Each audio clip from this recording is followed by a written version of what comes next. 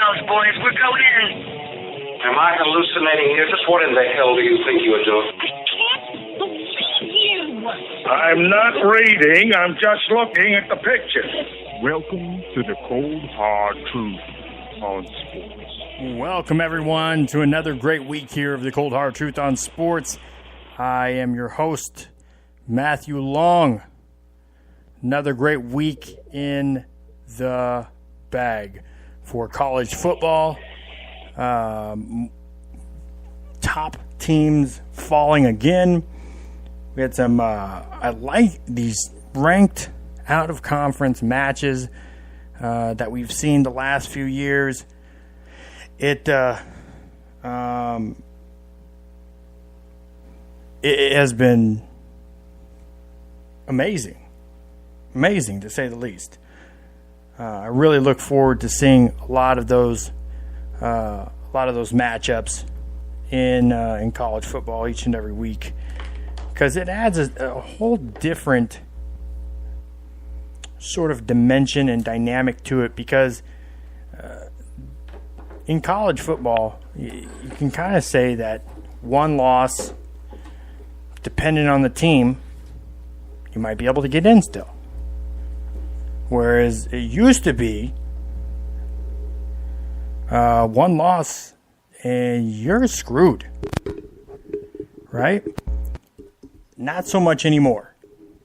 Depending on the school and the conference and how you play the rest of the season, an early loss could be over. You could overcome it, right?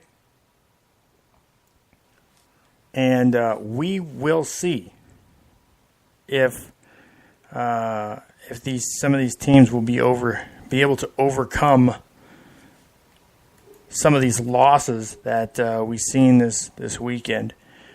And there were some teams that truly ended up taking an L this weekend that, you know, I get a lot of flack. I get a lot of pushback, you know, when I'm talking about schools that maybe not many people are all that in tune with. You know, when I'm talking about, you know, the Troys of the world. You know, when that's something that's going on, when I'm over here and I'm talking about, you know, understanding why San Diego State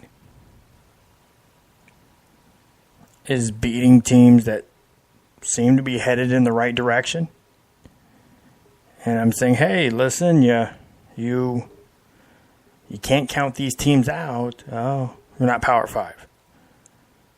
And for someone, when people say Power 5 teams should never ever lose to a Group of 5 team, what that tells me, what somebody has told me in that simple little phraseology is you don't pay attention to college football. You like your team or you like your conference, you may watch some games, but you really don't pay attention to the game or the ways schools and conferences are developing and improving. To say BYU, a team, I think it was like 30-some teams. I think there's only been like 30-some teams that ever won a national title. BYU is one of them. There's a lot of history in BYU. They've been playing football for a lot of years. And because of the religiosity around it and guys going on missions, they tend to have a little bit more maturity on their team. Not just because of religiosity, literally because when you go on a 2-year mission and you come back, you are 2 years older and you still have eligibility. So to to say that BYU should never beat Wisconsin, you're far removed from understanding really what the temperature of college football is. So I was dropped off there.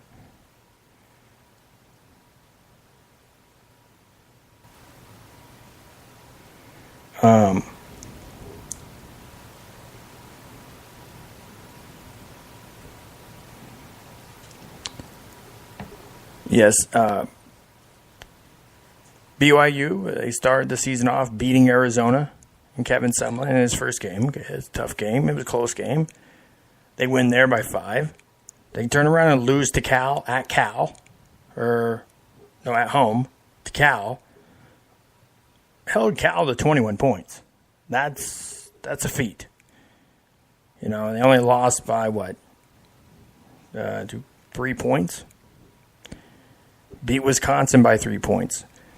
So obviously their style, you can see just in a 3-game sample size, is they pretty much are able to have held every team to under 23 points. 23 points or under. You know, that's a pretty good feat. And able to squeak out a win. So they moved into the top 25 at number 25. So they previously not ranked. Boston College is another team that's previously unranked that's in the top 25. Texas A&M, which is really not a surprise, finally moves up into the top 25. And they lose to Clemson by 2 points. And, you know, that's the thing is quality loss. Obviously losing to the defending, the team that is defending number 2 of the land and won a national title the year before and has played basically in, 3 straight national championship games. You play them within 2 points in the second game of the year with a new head coach and a new system. Yeah, but come on, man. That's good. They should have went up in rank with the loss. So, but to get a little bit more into that, I'm going to welcome in my co-host. He is the author of the P.K. Frazier novel series, as well as a esteemed analyst and sports writer, one of the main contributors for college football here on this show and other shows, as well as the editor for our golf section, and he's a writer for a few other publications as well for golf too. It's Mr. Kevin Crest. How are you doing tonight, Kevin? I'm pretty good. Can you hear me? I've had little technical problems. I just want to make sure you can hear me. Yeah, I was too. Normally Good. We got it going now. So good.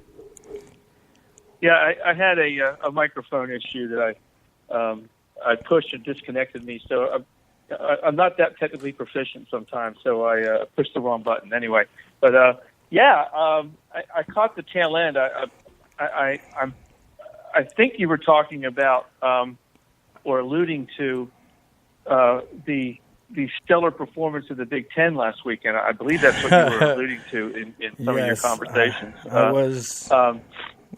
That's you know, basically what it was. Tell me you did not give the 11.5 points and take Nebraska last weekend. Tell me you backed off on that bet. Okay. So just tell me you did. So for the listeners that weren't privy to me talking about my betting, and again, Kevin, this is exactly why I don't bet. Okay? But my bet was I'll take the 11.5 points for Nebraska and the over, which was 58. They didn't get there. If Taylor Martinez was playing. Now, my source early in the week says he's well enough to play. He could play. That's what my source said at the beginning of the week. So when we get to game day, Bunch starts and plays the entire game. Redshirt sophomore walk-on quarterback that was supposed to be the number 3 or 4 guy on the depth chart this year starts. And I think he played well, all things considered. Now, he is not an option quarterback. He's not a running quarterback. He had some decent scrambles, but the options and RPOs are basically out of the window. And that's like basically the nuts and bolts of how that up-tempo spread type RPO offense works. You know, you hit them at a bunch of different angles at high tempo, and when you don't have a threat of the quarterback breaking it on you, it does change things quite a bit, as we can see. So the offense had to be really dumbed down. On top of that, him making some very poor, young quarterback decisions kind of led to that. But I said, if he's starting, they're not going to make the spread.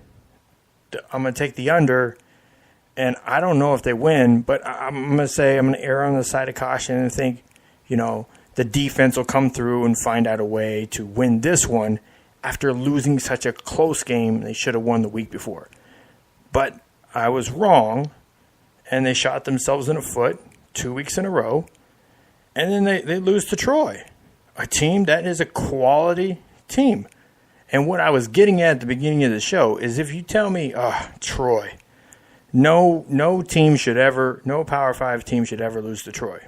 No, you're wrong. Wisconsin should never lose to BYU. Oh, no, you're very wrong.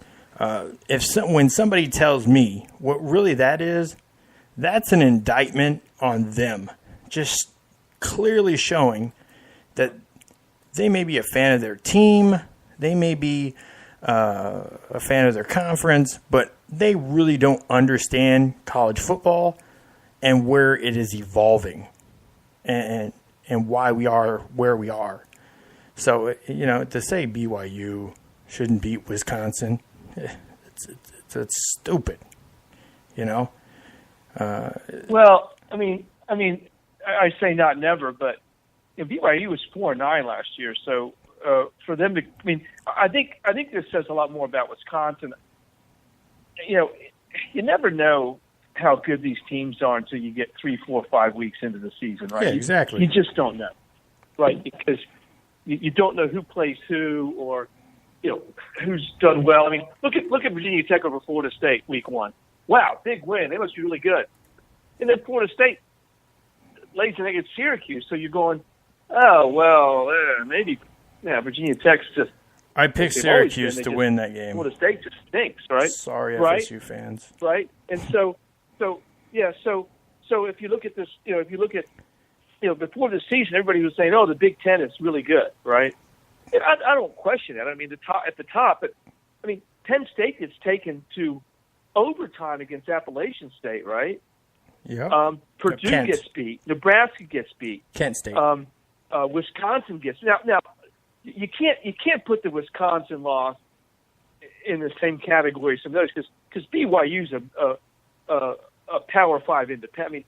They're not a Power 5 conference team, but they're in that class because they're an independent that has played at that level for many years. And as you mentioned earlier, they have a national championship, right? That's a quality program. So I won't put the BYU beat down on Wisconsin the same level. What about San Diego State beating Arizona State? North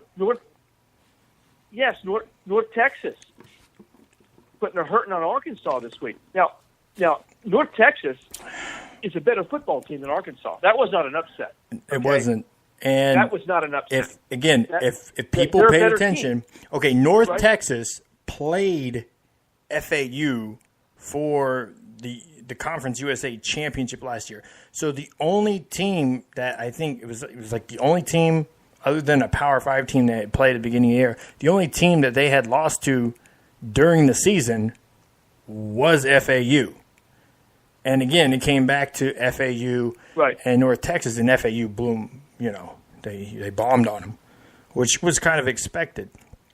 But North Texas has statistically the top quarterback in the country, statistically the top offense in the country. And so, people that know college football, as I think I do, as you've known in the past, I pick a lot of games. Mm-hmm. And now that gambling is legal, now that sports gambling is legal, I'll be talking more about the gambling aspect because I didn't in the past because it wasn't legal except for in Las Vegas. So now I feel more comfortable in talking more about the gambling aspect. And just to recap that for our listeners, every time we did talk about gambling, we were talking about legal gambling. Yes, absolutely. Well, yeah. I mean, that's. I mean, you could only. But now, it's spreading all over the place. You've got Mississippi and New Jersey, and I don't. Every week or two, a new jurisdiction allows gambling, and the Supreme Court said, okay, sports betting can be state by state if they choose to do that. So basically, it's legalized. But the lines are getting really blurred between the Power Five and the Group of Five. I mean, you've got some really good Group of Five teams. Now, true, FAU went into Oklahoma and got blown out, but Oklahoma's blown out everybody. I mean, they are. Just because Lane Kiffin got blown out in Norman doesn't mean that team's not good because Oklahoma's blowing everybody out. They're blowing Power Five teams out. And so, if let's just say FAU played Illinois, okay, who lost to a non-Power 5 team last week. Yeah. You're going, okay, just because a team's in a Power 5 conference doesn't mean they're better than a team from a Group of 5 conference because the top teams in the Group of 5 are good, right? I mean, they're really good. And they can beat Power 5 teams, as we've seen this year. I mean, I don't have it in front of me, but it's unprecedented. There must be 12 or 13 Group of 5 teams that have beaten Power 5. I may be low on that. On Eastern that statistic Michigan, as we speak. Eastern Michigan and was by the one. way, well, and that's with a relatively weak MAC.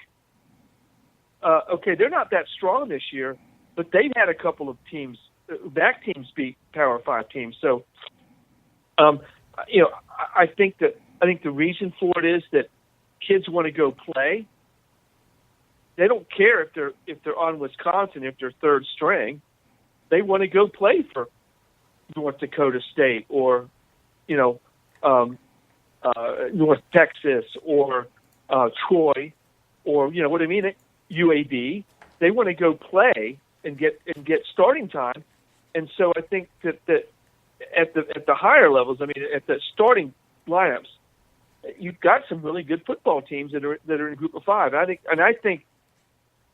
think this is going to have to prompt the committee or the college football playoff system to look at expanding because you can't keep teams out. Like UCF's a great example last year. I'm not sure they couldn't have competed at least at the semifinal level. I mean, they didn't lose and they beat a couple of now. They beat a good team in the bowl game. So I think that we're going to see some expansion over time because it has to happen so that you can let one of those teams in there. I'd like to see it go to at least 6, maybe the Power 5 conference champions and the best Group of 5 team, in there, or go to 8 and you'll get somebody in there. But I think it's going to happen just because I think TV and the money and everything else. But there's a lot of parity in college football. I mean, now, that being said, I'll ask you this. Who the hell is going to stop Alabama this year? That is a juggernaut. That is – I'm going back 30 years now. I'm going back 25, 30 years. The last team I remember being that dominant was your Nebraska team with Tommy Frazier when they blew Florida out of the stadium in the national championship game. I haven't seen a team this dominant since then. This quarterback is unbelievable. I mean, he's unbelievable for Alabama. I mean, Alabama, Ole Miss isn't that bad. I mean, their defense isn't great, but their offense is pretty good, and that wasn't even a football game. That looked like a college team against a high school team or a pro team against a college team. It wasn't even close. Yeah, they mopped the floor with What them. the heck? Oh, and they did the same thing week one. I mean, this is an outstanding football team. I mean, and they've got a second string quarterback who could quarterback anybody else in the country. And so it's just I don't know how anybody is going to beat Alabama. I mean, I'm not sure how you even stay on the field with them, much less beat them. I mean, obviously they've got Texas A&M this weekend. I think it's this week, right? It's A&M and Alabama this week, I believe. Yes. We'll see. We'll see what kind of test, what kind of what Jimbo Fisher can do against Nick Saban. I wish him luck because he's going to need some luck.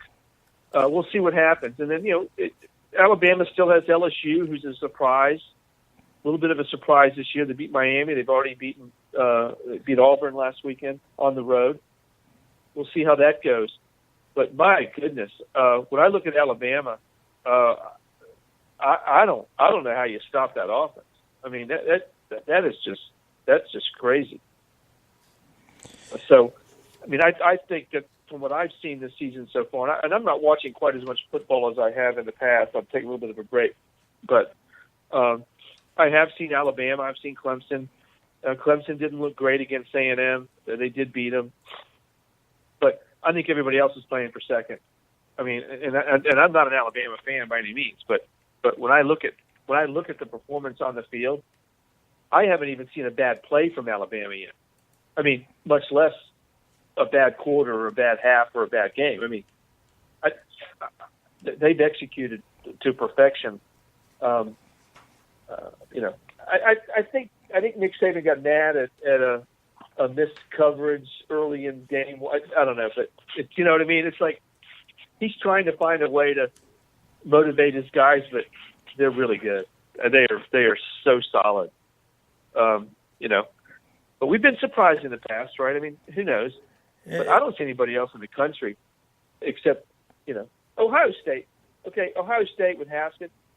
Ohio State might be able to stay with Alabama. Clemson might be able to if they get some breaks. I don't think Clemson's quite as good on defense as they have been.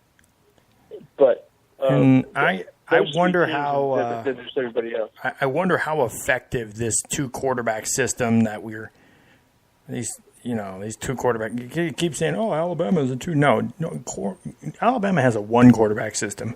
I think everybody knew from the fourth quarter of the national title game last year on who the starting quarterback this year was. There was no controversy. That was if there was controversy, that's just in someone's head. There was no everybody knew exactly, barring a tragic plane accident, who the starting quarterback for Alabama was. It was Tua. That's the guy.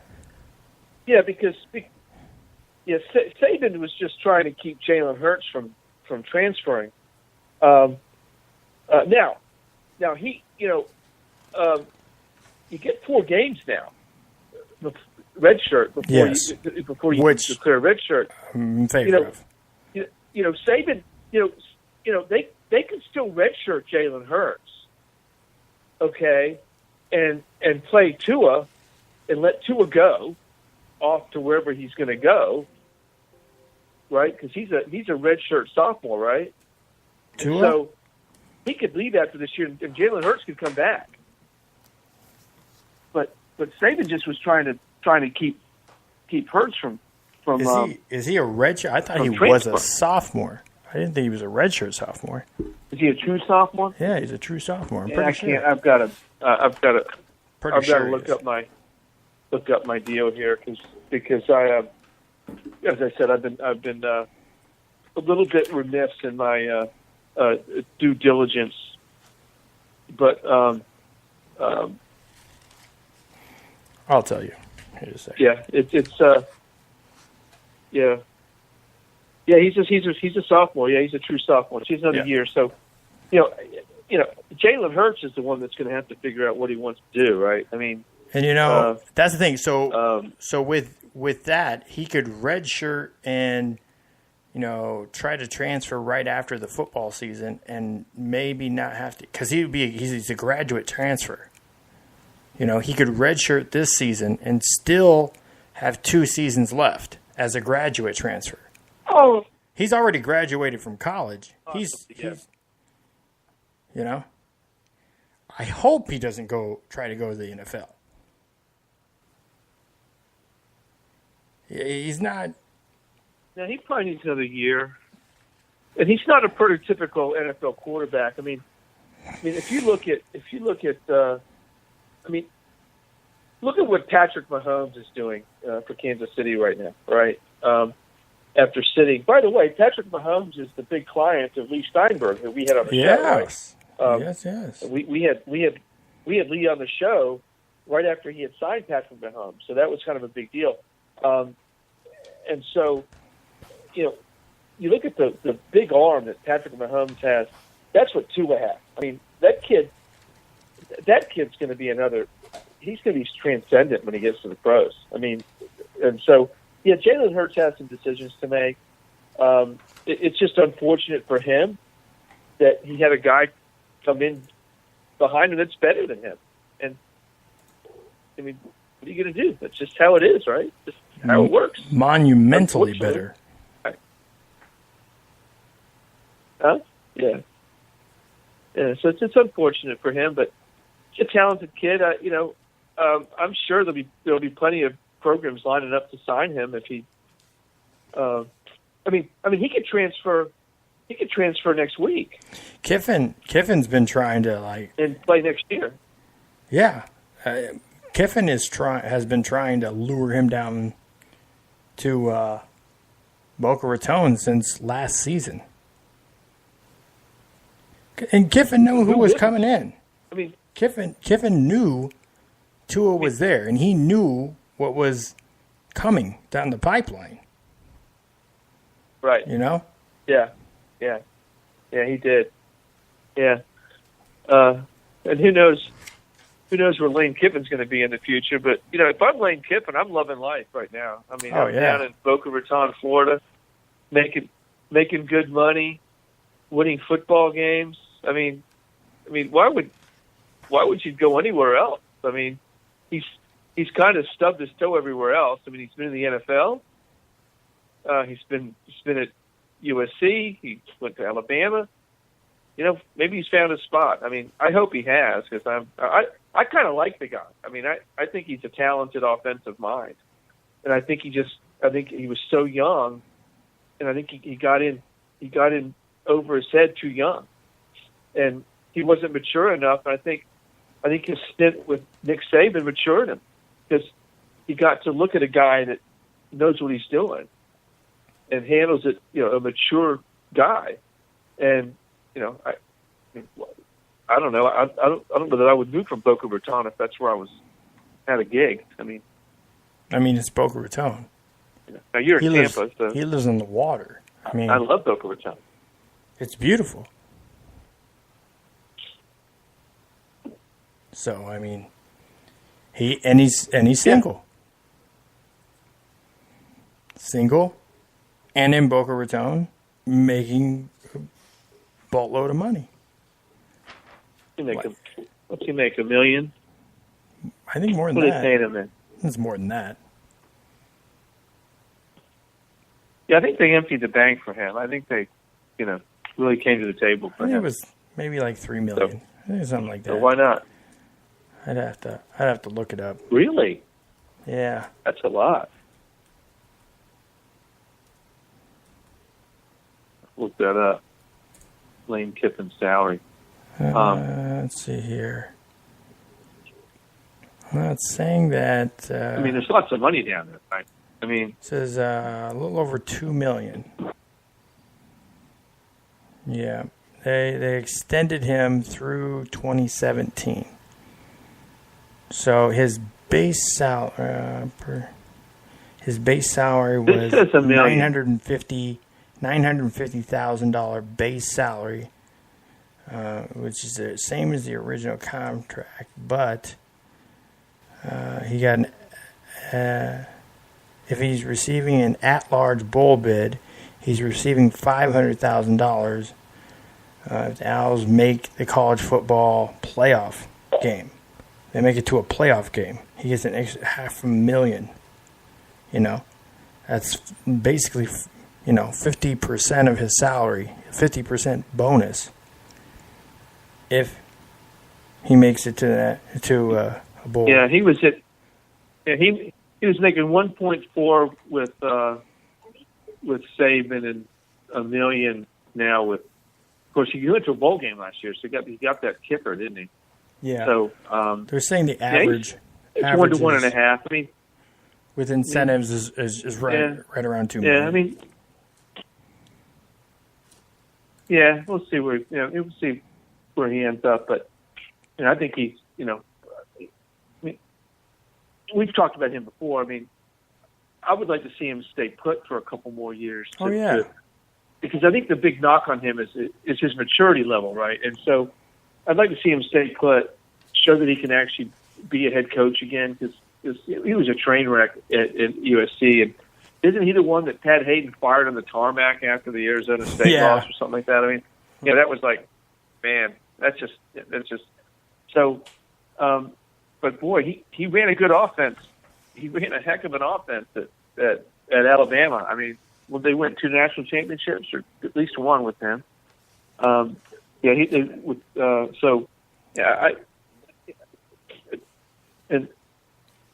still say, and you and I have talked about this before, there is going to be a realignment in major college football coming up at some point. I don't know if it's going to be 2 years from now, 4 years from now, but the Big 12 is in a precarious spot. You still have independents like BYU and Notre Dame running around out there, and you have an imbalance in size of conferences, and I still maintain we're going to end up with maybe 16 team conferences when it's all said and done, right? That really that really rule the roost, and so you're going to see teams jockeying to get into that. Because right now there's 60-some Power 5 teams, and you're going to see another 20 or 30, 20 teams or so jockeying to get into that expansion list, right? Teams like UCF and USF and Houston, teams like that. Maybe a couple teams in the MAC. I don't know. They've stumbled a little bit, but teams like Cincinnati and couple teams out west. One team good has just surprised me. They have a 2-1 record, and we've always teased about them being like a group of 5 or local high school, whatever. The Kansas Jayhawks. They beat Texas State the first week, 35-7. No big thing. That was Rutgers. So first week, they lose to Nickel. They lose to Nichols, 26-23. That's same old Kansas, right? No, they come out, bomb on Central Michigan, 31-7. Like embarrassed Rutgers last weekend, 55-14. Now they're going to go to Baylor this weekend. That game's on FS1. How much more exciting does it sound? Kansas was playing some football. Like, I think before the season, that could be a good watch. We kind of said, that could be a good watch. That game, Kansas Baylor, because Baylor's now coming off of a loss. That could be a good watch, right? I mean, Now you know who the new AD is at Kansas, right? Who is former Arkansas AD Jeff Long. Oh, there we go. That who makes was let go last year, along with Chris Bielema. My long lost third cousin. Yeah, so he may be already reaping benefits for Kansas there, and who knows? I mean, they've been such a doormat. Of course, they had a pretty good run with what was his name? Mangini. What's the guy? Yeah, and they fired him. Yeah, he went to 2 consecutive bowl Mike games, Mangini, and they fired him because they thought they could do better. And I think he finished ranked third. But they never have one done year better than that. Because it was who's going to go to the national title game, Missouri or Kansas? I mean, his defense fired him because pretty they good. thought they could do better. Aqib Talib was the big guy on that defense too.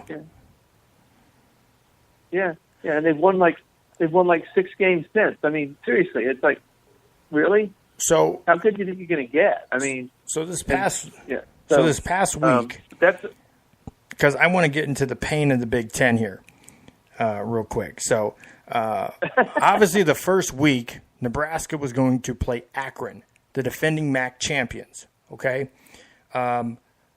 Nebraska they wanted to play Sunday. Akron said, "We're good.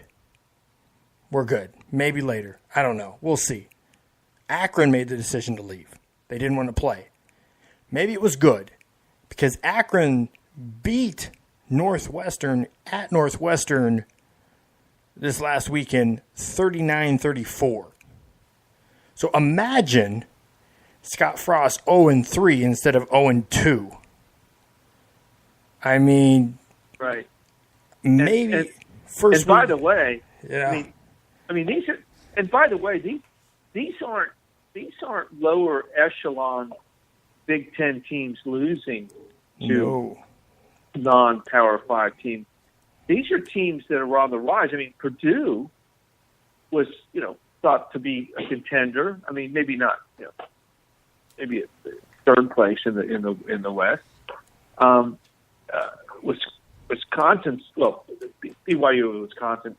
That isn't a big upset because BYU wasn't good last year, but Northwestern is a bowl team. Nebraska is thought to with Scott Frost was thought to be on the rise. This isn't Indiana. It's not Rutgers, although Rutgers and Maryland did both lose also to non-conference teams. But it's still at the Big Ten. It's all of them. I mean, okay, Michigan lost to Notre Dame. That's not the same.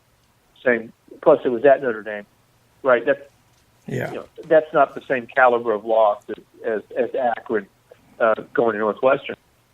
But I mean, the Big Ten. It's not a good optic for the conference right now. I mean,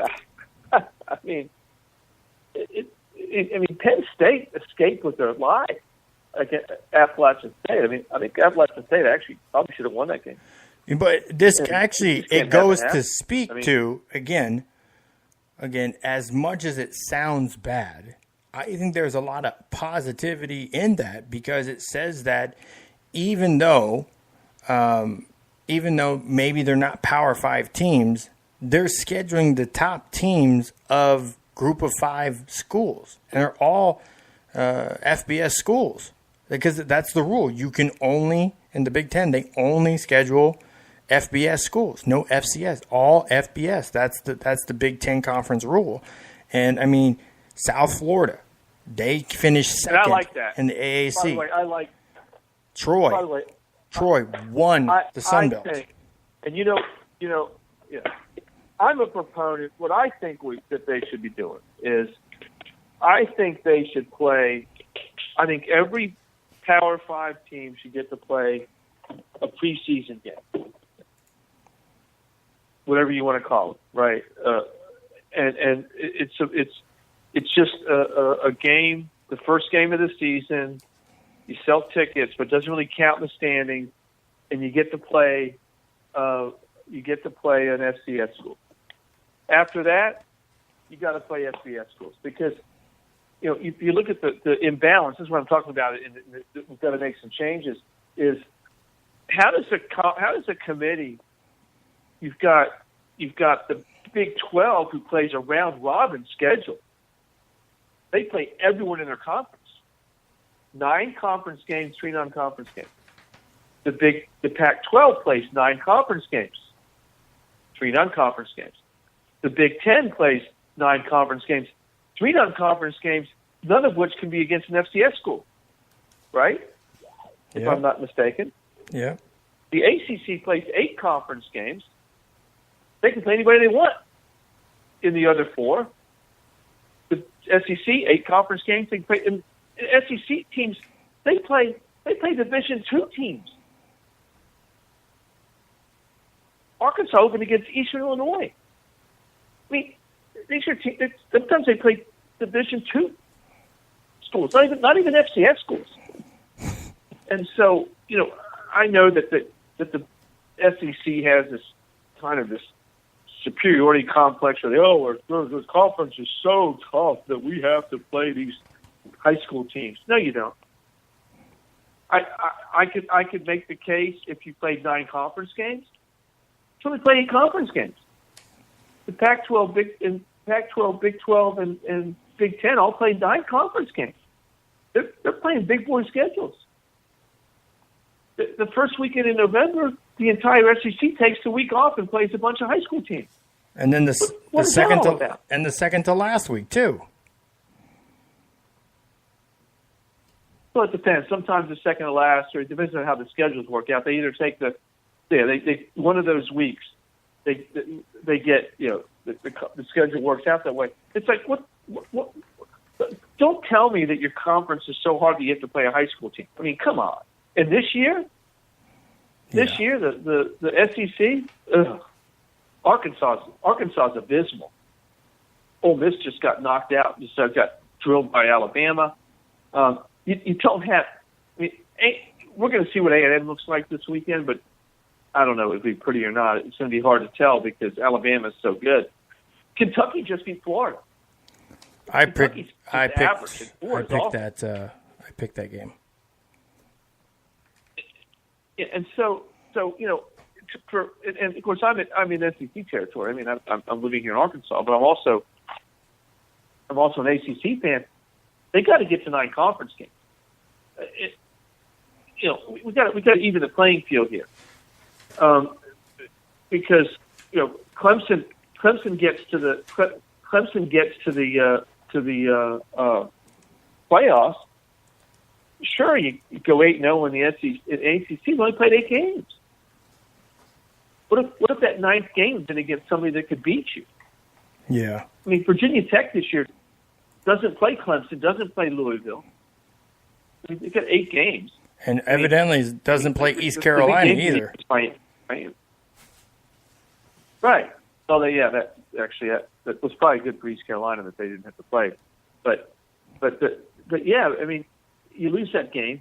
But at the end of the day, I think they've got to level the playing field among the conferences, so at least all of them play 9 conference games. Now, if they play 9 conference games, I'll give them an FCS game because they're playing 9 conference games. And FCS schools need the income, and the FCS schools need the income. Okay, there's an argument.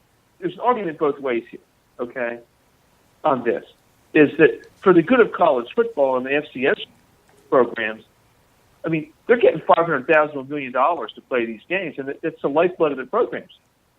So they're spreading the wealth. So I don't have a problem with it from that perspective and spreading the wealth of the college football. Okay, so then instead of doing like the spring game scrimmage, against themselves, why don't they do that against the FCS schools? Like, do the spring game against an FCS school. Let them make their money there. This way, you don't even have to Or touch allow- the regular season. Or just have it not count in the standing. Because in the old BCF, remember the old BCF? Yes. If we remember back that far, which was only about 5 years ago. Games against FCS opponents didn't count in the calculation. If you beat an FCS school, it didn't give you any points in the computer rank. It just didn't matter. And so, and I'm not sure the committee actually values that much. But the problem is when you lose to one. Right? I mean, when an FCS school beats a now the Big Ten this week didn't have an FCS school beat any of them. They just had non-Power 5 teams beat them. Yes. Okay, so it's a different argument. But I believe that we've got to get a balance in the scheduling. I mean, even now, Matthew, even within a conference, and we've talked about this the last 2 or 3 years, even within the conference, there's an imbalance in scheduling, right? So, like, if you ever, like, I'll talk about Virginia Tech again, my team, which has a very favorable schedule this year. Now, they had to play at Florida State, which in most years would have been a problem, but Florida State isn't very good, as we've seen, because they struggled against the second team in their schedule. They were playing Savannah State or something like that, and squeaked that out, and then got drilled by Virginia Tech and Syracuse. But they don't play Clemson. They don't play Louisville. They don't. The only other team in the other half of the league they play is Boston College. And so the schedule's wide open for Virginia Tech to waltz into. I mean, Georgia Tech got drilled by South Florida. So, Virginia Tech's playing Miami November 14th. They get through that game, they could be undefeated, headed to the conference championship game. I mean, on paper anyway, looking at that schedule, going, wow. But there's nobody on it. I mean, they do play Notre Dame. They host Notre Dame. And so we'll see. And Notre Dame, by the way, hasn't exactly looked stellar. They beat Michigan. Which getting by. They barely got by Michigan. They got by Michigan. They beat Ball State, a MAC team, by 6 points? Yeah. Right? And they didn't look very good last weekend. Right? So, they're 3-0, but they haven't been impressive at all. And so, we'll see how that'll transfer. Now, I have to give Notre Dame credit, though, because they do schedule teams. I mean, they've got 5 ACC teams. They've got Stanford. They got USC. I think they have Navy. So they play a pretty decent Michigan. You can't fault Notre Dame for dunking anybody. They play a pretty stout schedule. So, but I don't know how good they are yet. I mean, they haven't looked very good. And so, and for Michigan to be anywhere nationally, Notre Dame has to do well because Michigan lost Notre Dame. So the Big Ten is just crazy. It's very compelling to me right now because they already thought early in the season best conference in football. I'm not there right now. I'm not sure what the best conference is in football right now. I can't say yet because it's too early. But I don't think it's the Big Ten. Not right now. Yeah. Not top to bottom. Yeah, I agree. They've lost too many games. Right? Let me bring another one of our college football contributors, and he is also the editor for our boxing section and the host of the Boxing Source radio show, James Bell. He wants to get in here and yammer on about college football. Other teams besides FSU because they're not any good this year. but yeah. Hey, James, how's it going, man? Yeah, first of all, Florida Gators and Notre Dame suck. So that's one thing we got to get out of the way. All right. See that you're talking about scheduling, and you pointed out the whole thing with these major teams playing FCS schools, and constantly in reference to college football front, we bring up the SEC, and you see that many of those teams, Florida, Georgia, Auburn, Alabama, and the like, always play an FCS team before they go into their rivalry game, whether it's against Florida State or, Alabama, Auburn, or Georgia Tech. And, I mean, they should basically get reprimanded for it, because you don't see that, coming from any other conference. They don't like say, oh, you know what, let's play an FCS team a week before the last week of the regular season of college football. They play a conference game usually. So why is it that, many of these SEC schools are able to, basically get away with that? That should be, someone should raise a red flag on it. You did mention the whole thing with the old BCS system and how, the games against FCS schools or, back then Division I AA schools didn't count. Well, I mean, these games shouldn't count for these SEC schools either, But the problem is that you constantly have the whole thing with preseason polls that place many of these teams, highly ranked or within the top 15 or 20 in these preseason polls. And that carries over to the whole thing with the college football playoffs. So it's not like the college football playoffs starts off fresh. They never do. They have a basis on where they, have their rankings or start their rankings and then go from there. So I think something has to be done about, these SEC schools playing FCS schools in the second to last week of the regular season, and also the whole thing about the amount of conference games that they do play every year. Well, James, I think that's the first time in 3 years you've actually agreed on something. Just saying, that's a landmark moment on the show. I think, Matthew, you should write down the date or record, do something. That's monumental. Well, I agree. I do record the entire show, Kevin. So yeah, and I'm not going to be I'm with James. I'm not going to be an ACC or SEC apologist here because I think that I feel that when you look at what the other three Power 5 conferences do, Pac-12, Big 12, Big 10, they play all their non-conference games right up front, and they run a gauntlet of 9 consecutive weeks of conference games. With the exception of Stanford, which plays Notre Dame in there, but I have a hard time saying that Notre Dame's not a quality opponent, right? I mean, it's like they're playing Eastern Washington or something, right? They're playing Notre Dame, right? Yeah. Okay. Mm-hmm. So Stanford plays an early conference game every year, which I think they played last weekend, and then they play Notre Dame sometime in the middle of the season, and I'm cool with that because it's Notre Dame, right? I mean, how can you argue with that? So yeah, I'm in total agreement, and I think we need to get some kind of level playing field or whatever you want to call it, because to me it's becoming increasingly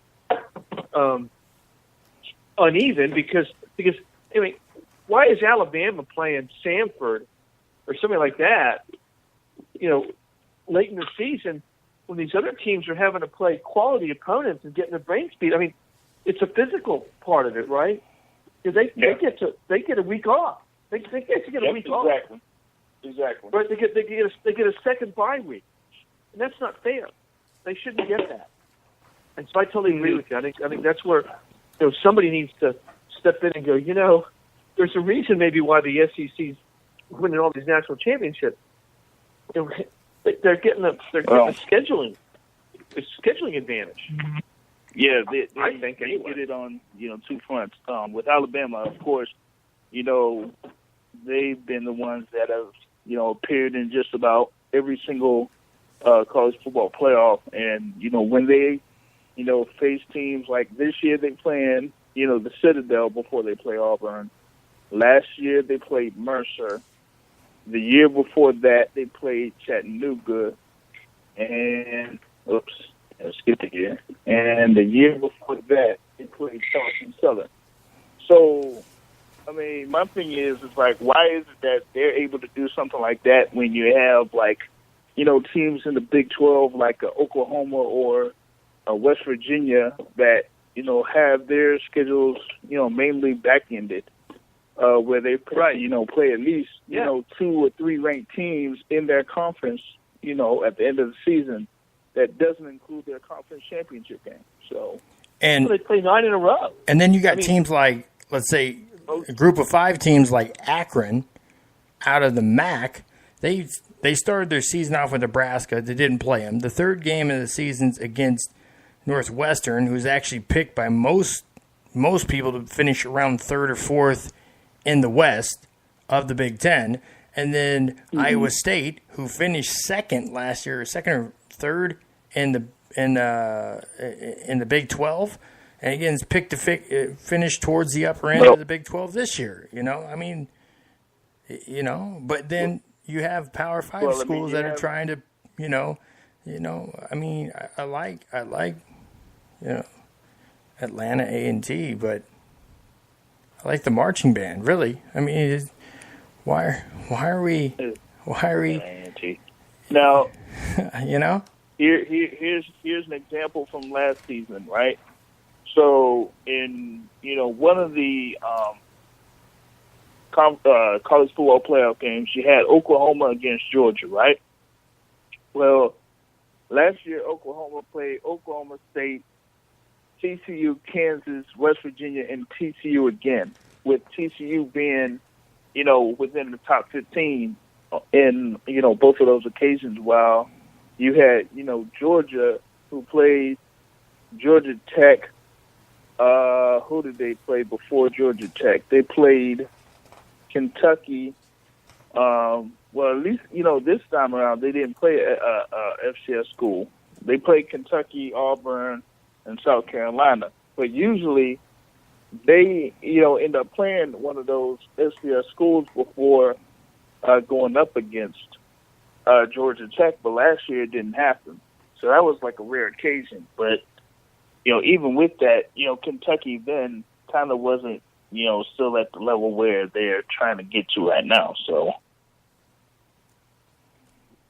and that goes to those whole things with the advantages that these certain SEC schools had, is that they had those off weeks before going into their last, conference game of the season or rivalry game, and then the SEC championship.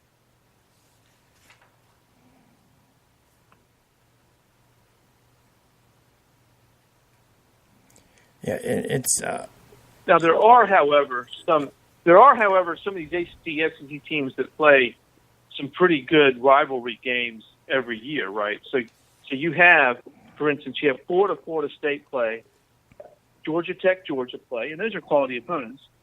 You've got South Carolina plays Clemson in those rivalry games. Yeah. So right. So those are kind of Florida State. And those are built-in tough games. I'll give them that. But you say, but Alabama plays a high school team before they play Auburn. But Auburn plays a high school team before they play Alabama, most likely, right? They both take the same week off. So, but my concern with all this is this from a physical perspective, right? You say, how do you make the case that the schedule's so tough, and while USC's playing UCLA, Alabama's playing, UT Chattanooga or something like that, right? I mean, that's how it works, right? It's like, and so I totally agree with you, James. I mean, I think somebody needs to step in and get this thing more regulated. But right now the conference is called a shot. Again, this is why college football needs to have a centralized body that oversees. So So the NCAA has no control over that. They have no say over how you schedule. They have no say over how you discipline your coaches or your players. Really, they don't. They can do sanctions and stuff after investigations. They can say you're ineligible because you broke a rule of eligibility. But really, they really don't have any authority. Yeah, they don't know. Yeah, they don't. So they have zero. I don't want the NCAA doing it. I don't want the NCAA doing that because the NCAA sucks at it, right? I mean, I want somebody else to do it. I don't want the NCAA doing it. Yeah, I know. I think we're all in agreement there. The one thing NCAA does really well, the one thing they do really well, and I can speak to this. I've been to a bunch of them. They do a great job in running the tournaments and the event. They do a terrific job. If you've ever been to an NCAA tournament, I don't care at what level it is, baseball, football, and not football. They don't do that, but baseball, basketball, track and field, whatever. Whenever you go to an NCAA event, it is well run. They do a great job, and that should be their job. That should be what they do. Beyond that, I don't know that there's much use. I don't have much use for them, but they do a heck of a job putting together tournaments and events. They really do.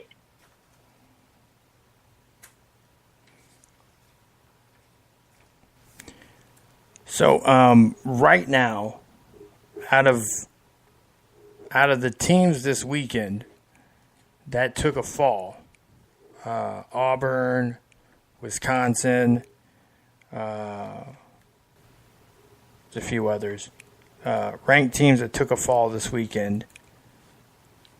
Who do you think has probably been impacted the most in the top 25 by their one loss this season? Well, it's definitely Auburn because it was a conference game, right? And it was a conference game in their division, and so Auburn now is a game behind LSU, and LSU has a tiebreaker, even if one of them happens to be Alabama. So to me, that was the most impactful game because at the end of the day, you're looking to get to the conference championship, and none of the other teams that were upset were conference games. So you can still win your conference and have a shot at the Final Four, actually.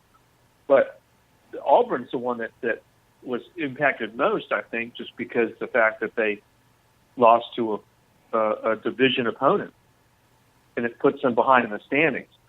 I'd say second would be Wisconsin because they were the highest ranked, and but seriously, Nebraska wasn't going anywhere. I mean, none of the other teams were vying for any national prominence, but Auburn was. So was Wisconsin. I mean, that's my, when you look at it that way. Interesting. My team that was mostly impacted actually didn't lose. And that was Ohio State. And the reason why I say that is because of the status of the Big Ten Conference. Just about all of the other major teams in the Big Ten Conference have lost one game already. So that kind of like takes away from the overall strength of the conference when it comes to, who's going to be looked at for being in the college football playoff. Now, I don't think we've had a Big Ten team not be included in the playoff ever since its inception. But last year, when you have, except for last year. Last year. Other than last year. But, when you have, Michigan losing to Notre Dame, when you have Michigan State losing to Arizona State, you have Wisconsin losing to, BYU, many of those top teams losing. The only other marquee team that you have out there is Penn State. So you have to, hope that Penn State holds serve until you face Penn State, and then kind of like figure out who in the Big Ten West will come out of that division, and see if they have just that one loss maybe.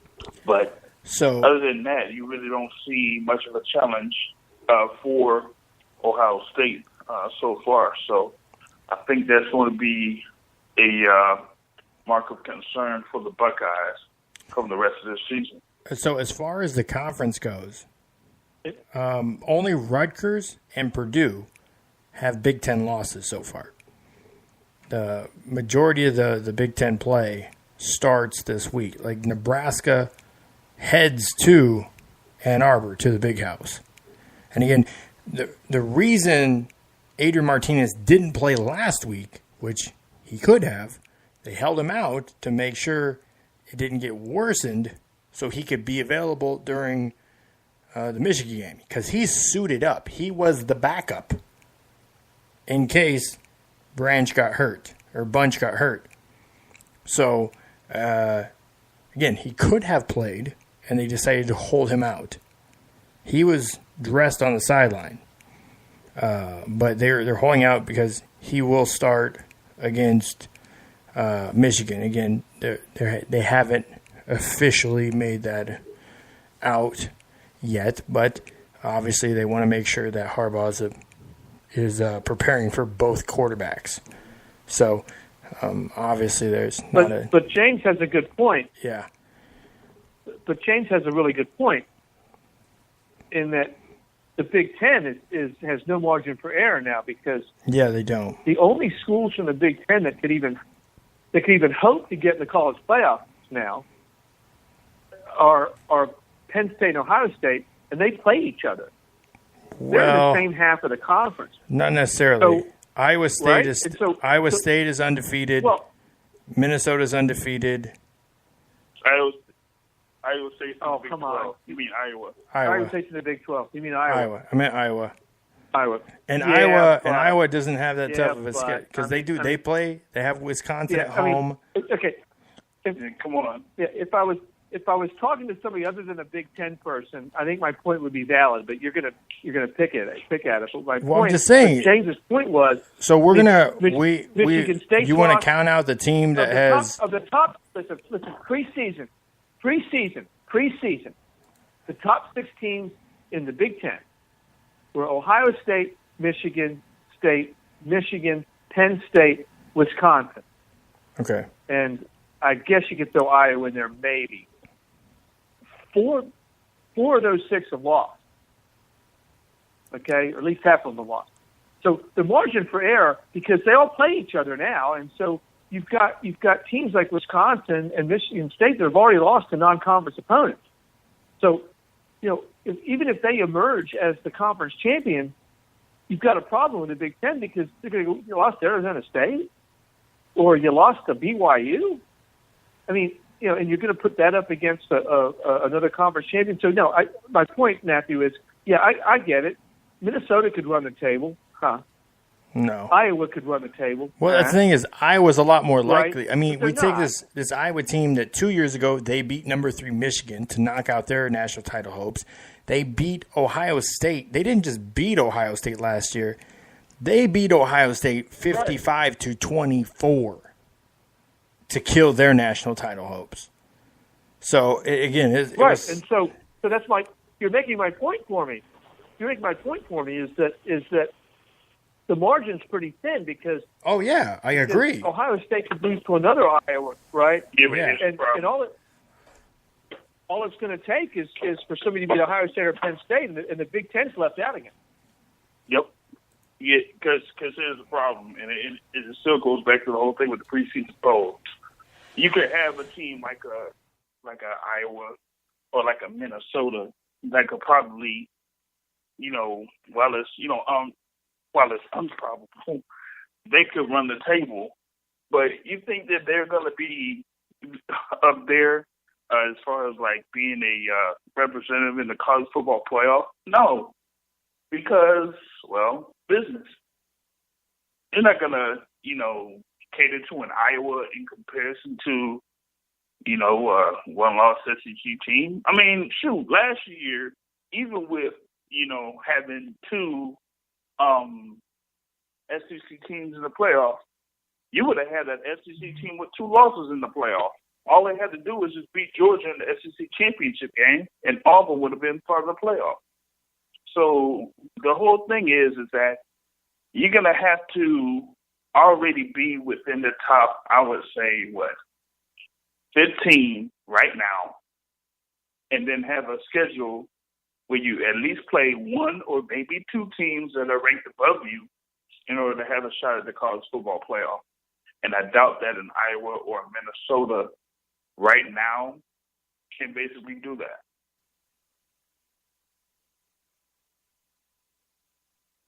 I agree. I'm just saying they could. It's kind of like Wisconsin has pretty much been kind of counted out the last 3 years, but yet they've represented the West the last 3 years. So, and again, now this year, they say, oh, yeah, Wisconsin is up there, and they lose to BYU. Again, I said after really seeing that game against the Lobos, against New Mexico, they really struggled in the middle of the field. They really struggled with option, and that's why I said that this Wisconsin team is not what I thought they would be preseason. I wouldn't have had them ranked that high. But again, I don't start till 5 or 6 weeks into really considering who's who, because I need a body of work to begin with. So, but they struggled that first half against New Mexico, and it was really telling. So having BYU come in and win wasn't a shocker at all, because BYU has played pretty decent this season.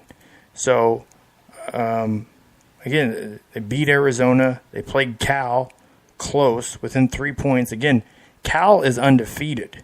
Cal is bombing on teams. They haven't had the strongest schedule, but again, they've beaten everybody, including BYU, that has been put in front of them. They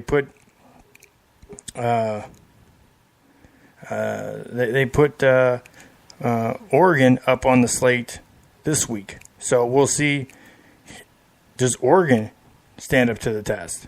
Again, they have a first-year head coach in there, and Oregon hasn't played anybody yet this year.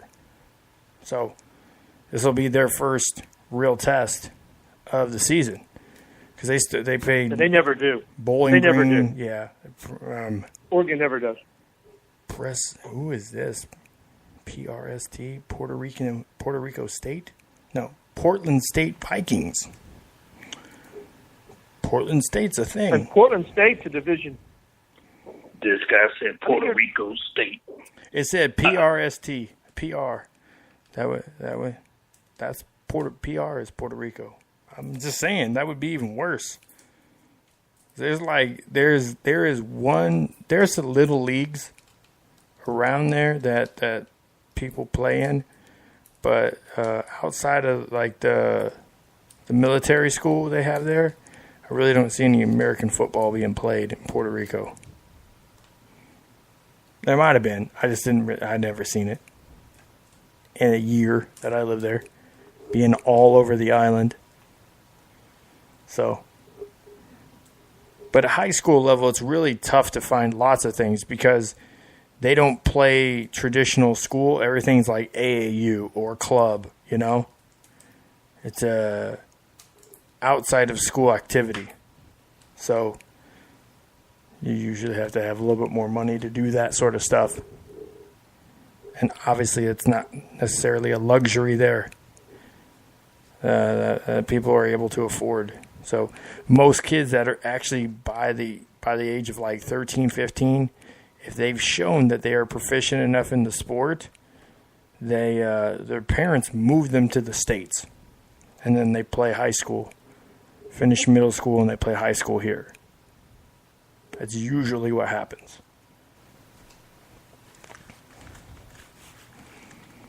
But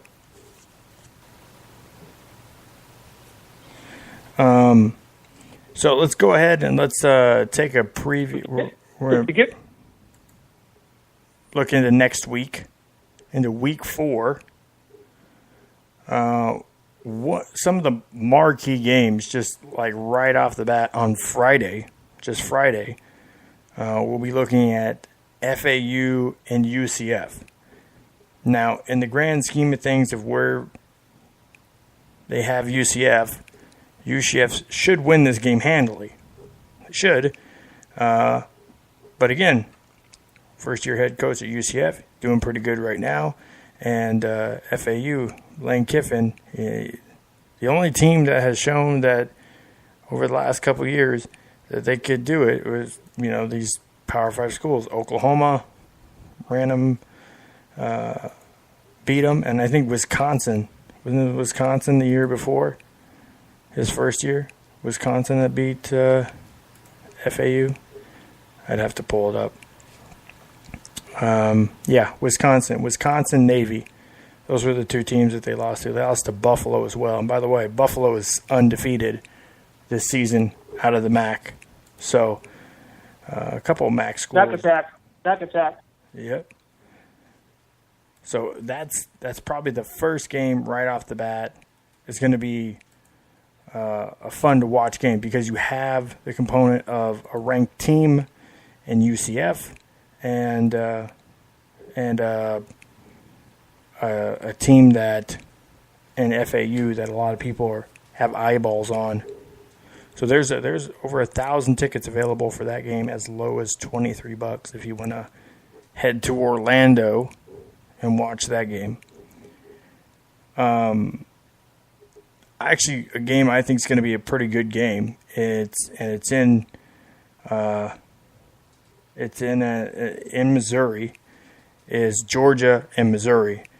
I think this Missouri team is pretty talented. They're undefeated right now, and I think that they have some traction to win a pretty fair amount of games in the SEC. They beat Purdue last week in a close game. It's tough for Braum there. He's started the season off 0-3. So much hope for Purdue, but all close games, all winnable games. But for Missouri, they have Georgia at home. Go to South Carolina if it's dried up. Then they have Alabama. They go to Alabama. They have Memphis, Kentucky at home. They go to the Swamp. By the way, I have Missouri beating Florida. No shock there. They have Vandy at home. Go to Tennessee. And then the last game of the win here, Arkansas is pretty much an automatic win. It looks like at this point. So it's not, really outside of Alabama and Georgia. They should be able to win the rest of their games. And this, again, I have Georgia winning that game, but I think it's going to be a lot closer game than some people think. Where are you guys at on those first two games? Well, UCF, they just picked up what they left off last year. Scott Frost did not exactly lead that program. The cupboard there. He left us really good athletes. Entertaining. I'll probably watch that game. It's an entertaining game.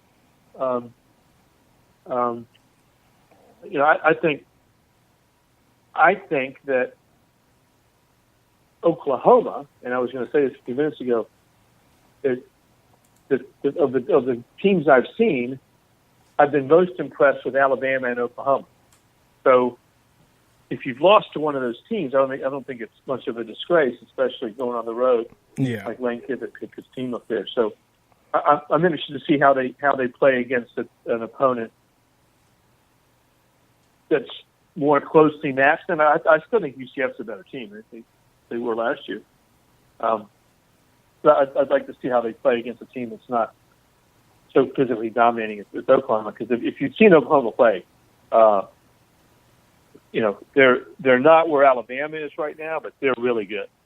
They are dominant on both sides of the ball, and they have a good quarterback and all those things you want. And so, I'd like to see how Lane Kiffin's team does against a quality Group of 5 team. Not. I mean, Oklahoma's arguably.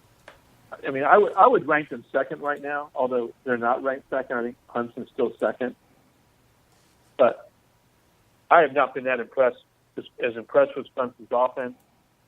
Oklahoma's hitting on all cylinders. Right now, I'd have to put, I'd have to go Alabama, Oklahoma, Georgia. Probably put Clemson fourth.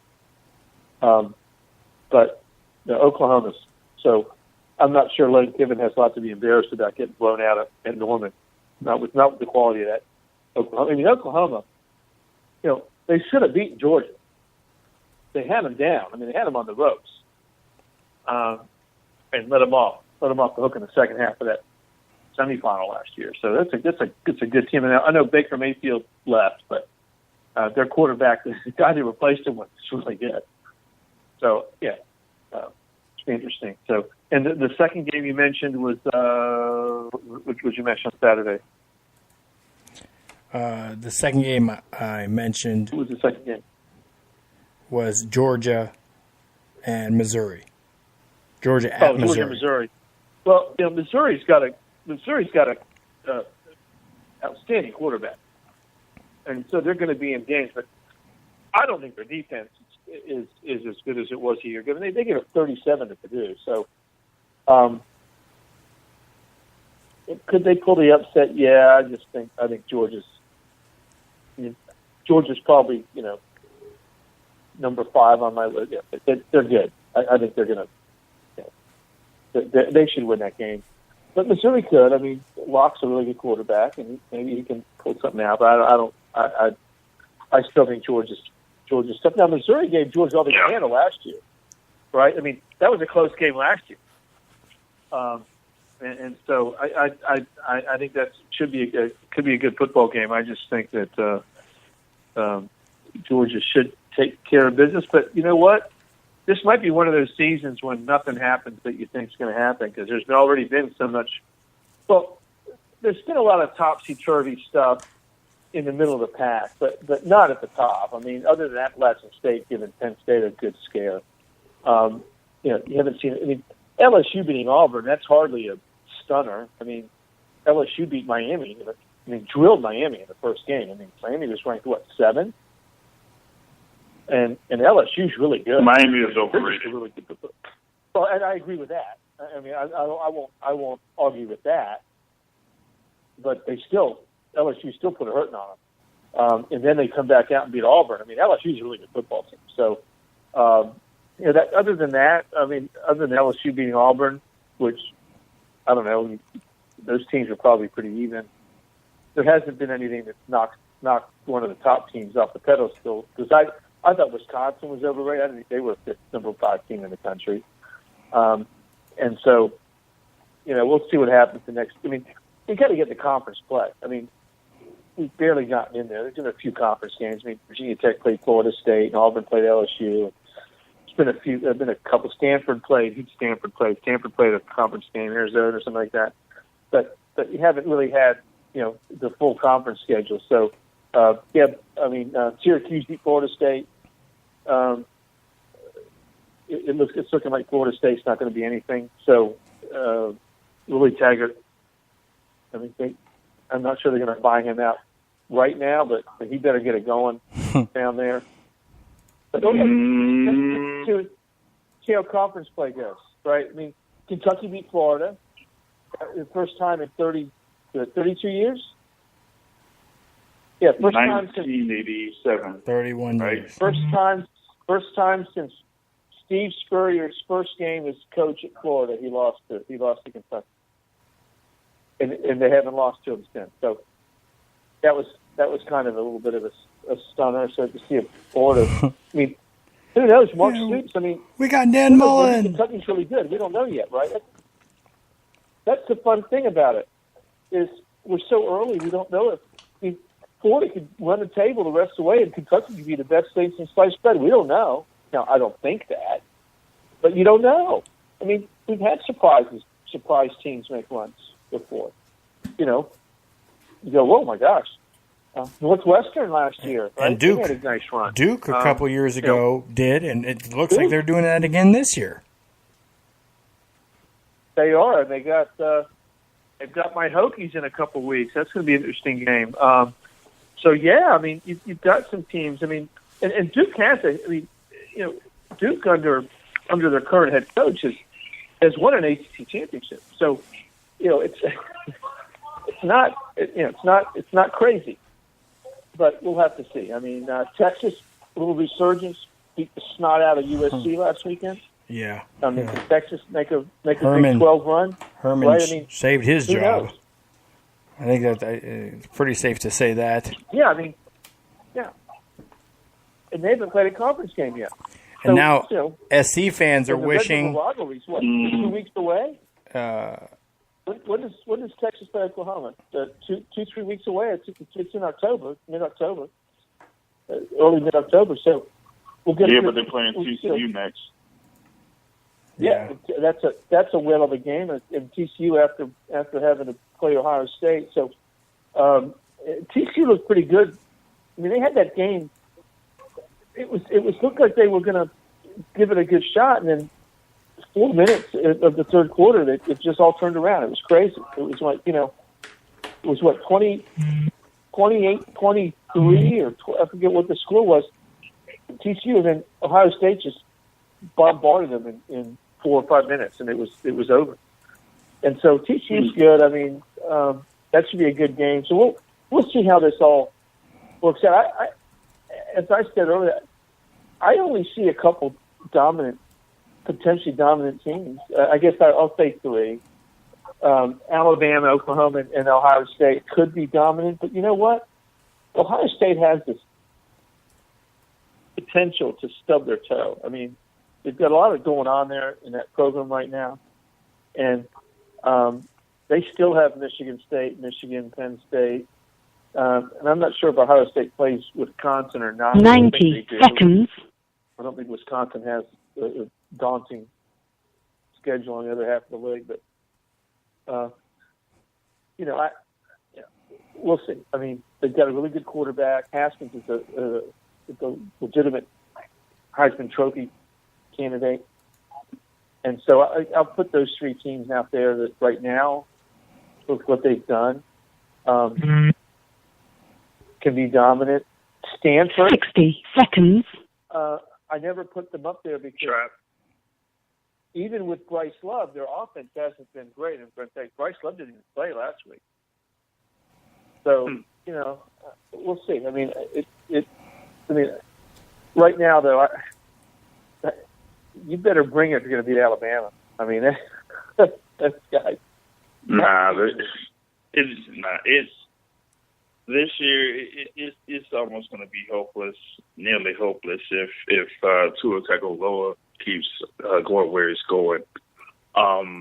Before I get into that game there against Texas A&M, you were talking about Stanford. I think they have a trap game, and they may, they're going to be, it's going to be, prime time on the East Coast, but live, Pacific time, they're going to Oregon on the road, and that's going to be a very tough game for them. And, the next week they go against Notre Dame, who is number 8 right now, and they're also, to me, in the trap game against Wake Forest. I think Wake Forest will be a solid team, disciplined team going up against Notre Dame. And like you mentioned, you really didn't see much, that was very impressive about Notre Dame over the past 3 weeks. Their quarterback had 3 interceptions against Ball State. They really haven't, won their games by more than 8 points or so. That game against Vanderbilt, I think Vanderbilt could have, really took it to them. But here against Wake Forest, they may, get caught up in a trap there. With Alabama, they go up against Texas A&M. Texas A&M just, basically, just recently just got off of a close game against Clemson, but that game was at home. But now they go on the road against Alabama, and the way that their offense is running with Alabama, just like a whole different animal now than they've done over the past, few seasons with Jalen Hurts in the helm. So you got somebody that's a better passer, that could be, a faster runner than Jalen Hurts at quarterback. Then I think this is like the first time that you're seeing an Alabama team with a quarterback that could run and pass very well. You've never really seen that at the University of Alabama over the past 10 to 15 years. You've always saw someone that is a conservative guy that kind of like doesn't make mistakes, makes the right play, doesn't necessarily make the big play. Now you got somebody that could basically make the big play. And you see how their offense did against Ole Miss and against Louisville. So it's going to be a very tough out. Hey, James, when's the last time you saw Alabama come out on first down with an empty backfield? That never happened. Never. Right? Never. They came out on first down with an empty set. 4 wide receivers and Tua in the backfield. That's scary because nobody game. I mean, you can't prepare for that on film because it's never happened before. Yeah, it's never happened. You've always got a back there. You've got somebody either in the deep eye or even 2 backs, right? And you got Tua and 4 wide receivers, and you're going, oh my God, what the heck do I do here? That's the scary part to me is now they throw some creativity into the offense and a guy that can, that guy doesn't miss a pass. I mean, his passes. Like Trent Dilfer today. Yeah, this is Trent Dilfer today who runs a camp, a football camp called Elite 11. And he said when Tua came to his camp when he was like 16 years old, they were amazed because he never missed a pass. His passes never hit the ground. It's like, oh my gosh. And so those guys weren't surprised at all at what's happening because they knew how good he was. But it's amazing. I mean, I look at him. I look at Patrick Mahomes, what he's doing at Kansas City right now. That arm strength and that vision. It's just crazy. I mean, I don't know how you beat Alabama because their defense is still as good as it's always been. And now they're putting up 60 points. I mean, I'm interested to see if Jimbo Fisher and his staff has any answer for that this weekend. Now A&M physically is better than Ole Miss. They've got better athletes than Ole Miss does. But man, you better bring it because Alabama's just they're tough. So I'm interested to see how this season goes. I mean, Notre Dame, I agree with you. It's the first time I agree with you tonight, James. I don't know. This is a very rare event tonight. Notre Dame's been unimpressive.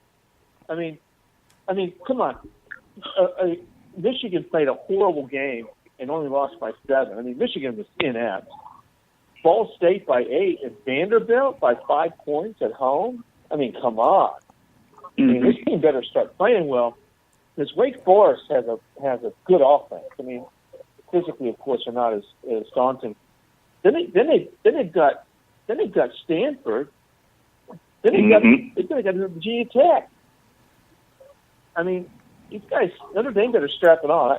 I think they're overrated. I don't think they're ranked 15 in the country. Not for my eyeball test. Hell, I think UCS better than they are. I pretty much agree for there. my eyeballs, I'm just looking at the games. Fellas, I want to take a second here. USF is better than they are. Fellas, I'm going to take a quick second here and just welcome everybody in that is now watching and listening to us on Facebook Live. Thank you for listening in. And for those of you that decided to hang on and continue to listen to the show on Spreaker, reminding everybody to go download the free Spreaker app. It's Spreaker, just like speaker, extra R. Download the app. You can listen to the full 3 hours of the show there each and every week. And also it syndicates us over on SoundCloud and YouTube and everything like that. So those of you that are over on Spreaker and want to get in the conversation, the lines are closed. So at 11 o'clock, there's no more phone calls that come in, but you can get on the message board over on Facebook and message in any questions or comments you have. Keeping up with most of them. So see David. David usually calls in. He's logged in over there. We got Manuel in Nebraska was listening in over there. There's a bunch of people on Facebook Live right now. So I just want to take a quick minute there and thank them for tuning in via the Facebook Live. So let's continue kind of going down this week. The top 25 didn't change. About a third actually did change. Or 3 new teams, but the biggest mover, the 2 biggest movers of the week were 3. Is LSU moving up 6 spots to number 6. Oklahoma State, after a pretty thorough job of beating Boise State, moves up 9 spots to number 15. And Wisconsin, losing to BYU, drops 12 spots down to number 18. I know we said probably because of their ranking, that's maybe one of the most significant losses of the weekend. BYU did crack the top 25 after that win as well. Coming into this week, I think obviously we're all pretty secure on Alabama winning regardless of who they're going to play this week. Is there, again, A&M should be a tough game, but outside of that, what big matchups are you guys really looking forward to watching this weekend as far as the ranked teams?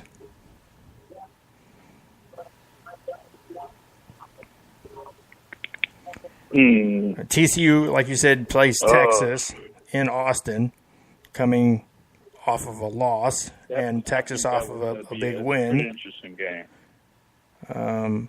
Miami's playing FIU in Coral Gables, so your Virginia Tech plays Old Dominion. I don't know if the fan bases are watching those. Well, the only thing I will say about that game, I'll say one thing about that game though, because I'm not only did I go to Virginia Tech, but I grew up in Virginia Beach, which is next to Norfolk, which is where Old Dominion is. And so this is a really big game for that region because it's the first time that Old Dominion's ever hosted a team like Virginia Tech, and the Old Dominion's new to they came in as a basketball Division school, and then they went to FCS. They're more well known for their basketball. Now they're an FBS school in Conference USA. So that's a very significant event in Tidewater. Now, hopefully, it won't be significant from a football perspective because number one, Old Dominion, which was a bowl team 2 years ago, isn't as good as they were 2 years ago. But it's a big event because it's one of those things that we never thought would happen. Is that Old Dominion would, number one, have a football team, number two, host Virginia Tech. Yeah. And so I think it's a cool thing for the state of Virginia. But other than that, from a football perspective, it better not be an event. If it is, I'll not be happy Saturday night. But it is for Old Dominion and for their fans. And I have a lot of friends because I went to high school down there. I have a lot of friends that went to Old Dominion. My sister went to Old Dominion and transferred to William & Mary. Some of my good friends at Virginia Tech went to Old Dominion and transferred to Virginia Tech. So a lot of ties to the region. But hopefully that won't be. It won't be but here we go. I mean, Power 5 against Group of 5. Who knows? I mean, they better come to play because they've all got athletes. That's what I think. That's what the last couple weekends have shown me is that all these teams have athletes. Old Dominion should not even be anywhere close to a. This is one of those ones I would say, okay, in the past, but this year Old Dominion hasn't won a single game. Liberty boat raced them 52-10 in the first game. FIU beat them by 8, and Charlotte, the 49ers, beat them by 3 last week. So from the body of work, this should not be a close game at all. No, especially considering how Tech's looked this season. Even if we didn't get to play ECU, but I was impressed by Virginia Tech's coming back after a really short week because Tech played Florida State on Monday night, had to come back against William & Mary on Saturday. Now, true, William & Mary's an FCS school and all that, but that's a really short week. And they came out there and just took care of business right away. So I'm looking forward just to Tech taking care of business. But, that's not on the radar of one of the top games of the weekend. I will agree with that. So, but I do like Tampa to Oregon. I like that game, man. That's going to be a good one. Now Mississippi State heads to Kentucky. 3 games. Where do you guys think of that? I mean, Kentucky is that's another one that's going to be close. Yeah. That one there, almost didn't see that one for the SEC. Right now, they have Mississippi State favored by 10 points. I'm not sure about all that. I don't think they'll cover. If they do, I'm going to be fairly surprised about that. That's one game to look out for. 2 games in the Big Ten that I'm looking at. Michigan State at Indiana. Yes. That's going to be one thing to look out for. Michigan State, while they did have like a lot of returning starters coming back this year, they weren't necessarily, they had that close game against Utah State, and they had their loss against Arizona State. So I'm not sure, where they are as far as as a team, because it wasn't really like they, scored that many points against Arizona State anyway. So I'm not sure how they're going to fare against Indiana. That may be a very close game ranked? there. How is Michigan State still ranked? They were preseason really high. That's why. They're still ranked, but Arizona State is not. Even though State lost. You think Arizona? The next one to look out for is Wisconsin against Iowa. Wisconsin's on the road coming off that loss to BYU, going up against Iowa. It's a night game, and we know Iowa in night games. So that's another trap game there for Wisconsin. You also have in the Pac-12 Arizona State, Washington. We got to see where Arizona State is. Yeah. At this point, against Washington, I thought, Washington kind of struggled a little bit against Utah, but Utah kind of blew a lot of scoring opportunities. Of course, we have that. I thought James. I thought Utah had a chance to win that game too, and they just seemed to.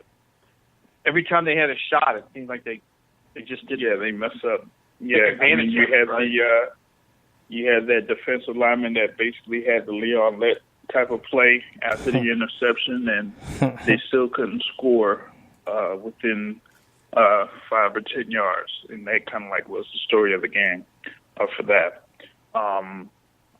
The other thing that I'm watching now for that's not in the top 25 is the annual rivalry game between the Gators and the Vols, and this time it's a night game in Knoxville, which is kind of weird. Usually we kind of like expect Florida and Tennessee to be, one of those marquee type of games on, CBS 3:30. But, now that has been taken over by Texas A&M and Alabama. So they put in this game at night. So I'm looking to see if Tennessee could beat those sorry old joke of a program kids. So there you go. A couple weeks ago when But you're not biased or anything. Well, Watley... You're not biased or anything. So that's good. Our unapologetic Gator fan, Tony Watley, actually picked his Gators to lose to Tennessee. He picked them to lose to Tennessee, but he picks the Gators to beat Georgia, though. Yeah, to beat Georgia and Kentucky. Yeah, and good luck with that. I said, no, they're going to lose to Kentucky. They're going to lose to Georgia. They're going to lose to Missouri. And again, good luck with it. Again, no. Like I said, I still think the Gators have 5 losses in them this season. I say 6. Wait, hold on. Least, well, I ain't looked at their schedule, but I see 6. Kentucky. They got Tennessee this week. Next week's Mississippi State. LSU. So not a good start for you were saying it's not a good start to the Dan Mullen era? Is that what you're telling me? I said they have a good chance of losing to Vandy. They'll lose to Georgia. They're going to lose to Missouri. South Carolina, they lost to last year. Well, let's see what happens this year. Idaho is probably a safe game, but FSU, again, at the end of the year, I don't know. FSU might try to pull something out of their rear end. Maybe Willie has people getting on the bus again. Willie better find some offensive firepower. His teams never do well Francois in his first year. Francois on an island back there. I mean, Florida State has been so underwhelming. I mean, they look so bad. Well, the offensive line is terrible. They were, and the offense is so like Willie's playbook is very complex. He needs to add some more nuance to it. He needs to dumb it down. He needs to simplify it some more. But if you're doing that and you don't have blocking too, then this is what you get. I picked Syracuse to beat FSU last weekend, but that's because Syracuse plays better football. No, it's not. I don't think it was a stretch at all. So, again, FSU struggled last year, and they lost a lot of talent last year. But at the same time, the biggest struggle they had last year was offensive line. They didn't bring anybody else in to really fix that problem. So your better quarterback comes in and starts. Now what? He's running for his life. You don't have... that's the thing is I would think that they'd be running a lot more RPO because the thing is so the run pass option. So essentially in the run pass option, what they do is the blocking scheme is run. They just block run, and then they decide if they're going to run it or pass it based on that, which, some coaches are getting upset because essentially you have illegal linemen downfield when the ball's passed, but they kind of let it go because it's an option play. So you're able to get blocks on longer because usually as a defense, if you see run, you stay home and you play run. But if they decide to throw it, then you get back in coverage. forget all that schematic crap. Florida State was losing to Stanford in the third quarter of that game because physically they were getting beaten up. That is not a tough football team. That is a weak, physically right now, inept football team. Oh, They don't look good. They're not playing well. They're not playing hard. They're not playing hard. They're not playing with energy. And they should, athletically, this is Florida State. Athletically, they should be Stanford. Are you kidding me? They haven't bought into Willie Taggart. Lucky to win that game. That's the problem. Well, that's a coaching issue. That's a Willie Taggart problem. No, it's not. No, it's not. That's the cats on the team problem. I'm gonna make this. Hold on. I'm gonna make this absolutely clear. Jimbo Fisher screwed up that program, and I'm putting it light because what you saw over the past few years was basically a mask of what the Florida State program has been for the past 10 seasons. Now, what we have to look at is this, right? When Jimbo Fisher came in, he basically came in at 2012, 2013. Yeah. That squad that they had in 2013 was basically one of the most talented squads that you probably would have had out there for the past 3 or 4 years, right? Just about every single player in the starting 22 ended up on an NFL team. You don't really see that from like any program. But in contrast, from that year to the next year, you had actually a fairly bad team.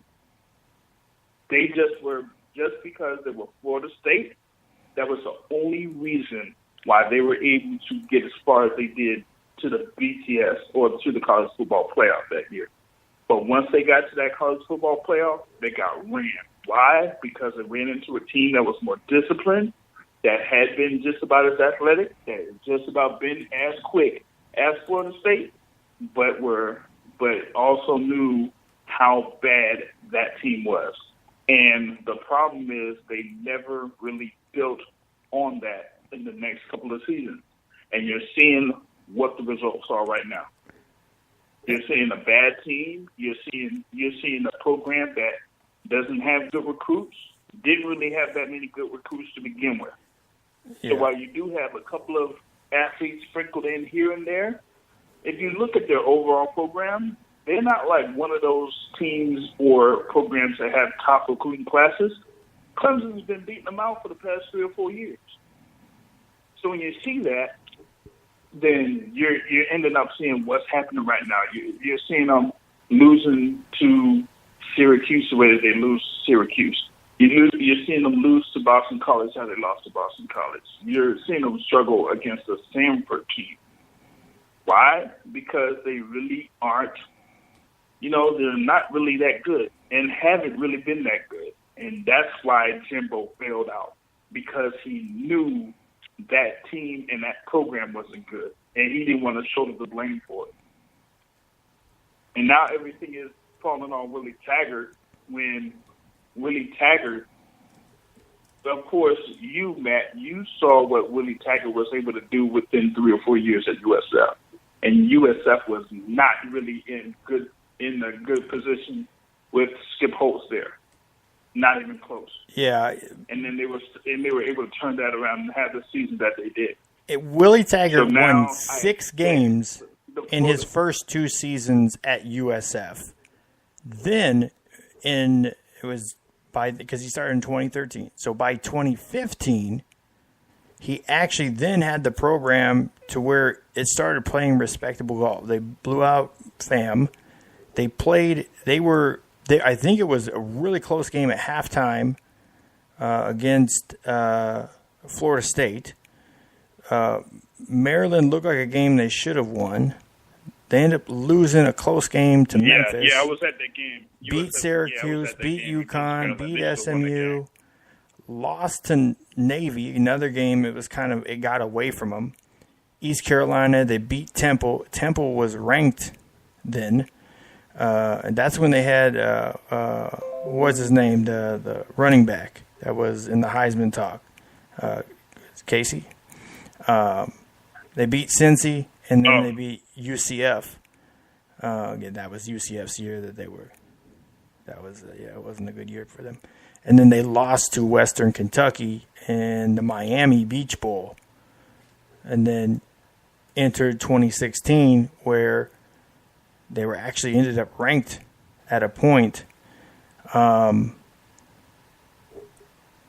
It had only 2 losses, and that was to Florida State and to Temple again.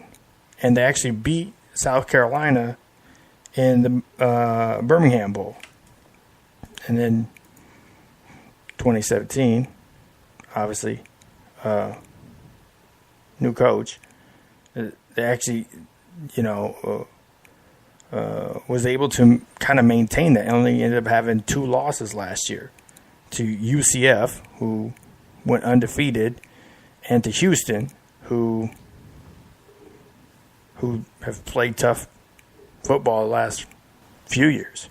So again, he really did a lot to build up that USF program. Had he not gotten offers to schools like Oregon or Florida State, he would still be there. I don't think there was many schools on that list, on his list, that he was really going to leave USF for. USF is paying coaches now.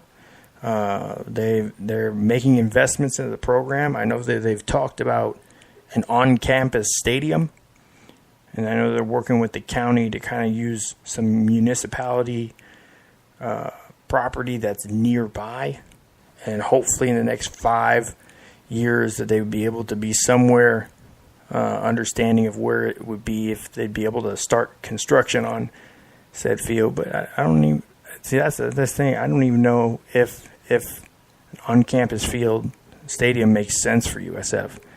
I mean, you're sharing a stadium that they play Super Bowls in, and you have to be at a pretty high standard to even qualify for a Super Bowl, for the city to. So, I don't know if there's much more up they can go for a stadium, and it'd be something that's significantly smaller. So, yeah, I think people are getting a little ahead. Same situation with UCF, man. Yeah, I think they're getting a little bit ahead of Willie Taggart. I think the cupboard was a lot more bare than people had anticipated it was, and he's trying to get things going in the right direction. Unfortunately, because of the complexity of what he's doing, not only with the playbook, which is part of it, but also because the talent's not there, and you don't have an offensive line. That I would take Troy's offensive line over FSU. 35 days out of the week. Yeah. 35 days out of the week. So, yeah, it's rough because this is one of those jobs. You put up there. I kind of said it's kind of like how Lane Kiffin got that opportunity. He left Tennessee real quick. Kind of a similar situation. He didn't expect he got a big job like Tennessee, and then he gets his dream job like at SC. But now that's the same thing. Willie he ends up getting his dream job at USF, and he leaves Oregon after a year. So are people upset in Oregon? Probably, but they're doing all right. Tennessee really has never recovered. Wait a second, guys. What? Hold on a second. Florida State's recruiting class in 2016 was ranked 3rd nationally. Yeah, again. Florida State's recruiting class in 2017 was ranked 6th nationally. Yeah. How the hell is the cupboard bare? No. How is the cupboard bare? Now, No. Who were they recruiting though? Yeah. For what system? The guys that they have in recruiting there don't really fit in the scheme that Willie has. Because here's my thing. Who are specifically those guys that they have recruited for anybody to rank Florida State 3rd or 4th nationally in recruiting? Because I don't have time to go through the ticket. Other than the running back, name me a guy that was highly touted that went to Florida State. Well, then why would they? Then why would they be ranked third nationally and the first in the ACC? I mean, you can't. You're not going to get. You're not going to get that ranking by with one guy. You have two different things, though. You have rankings and then you have results, right? So whether they have those high rankings or not, what are you producing out there on the field? I get you. But don't tell me that you don't have athletes on the field. No, it's not about not having athletes. No, they don't. You've got they have athletes. You've got back-to-back. No, listen to me. I'm telling you personally. You've got back. They don't have athletes on the field. I'm telling you. You've got back-to-back top 10 recruiting classes. What do you mean? Where are they? Are they in the classroom? Are they injured? Are they wandering around aimlessly doing nothing? Well, you can't tell me the cupboard's bare though. You got players. I mean, they have players. They don't have them. Well, that's the thing is, a lot of guys from FSU just last year opted to leave early as sophomores or redshirt sophomores or juniors, redshirt sophomores to go to the NFL rather than stick it around. A lot of other guys transferred.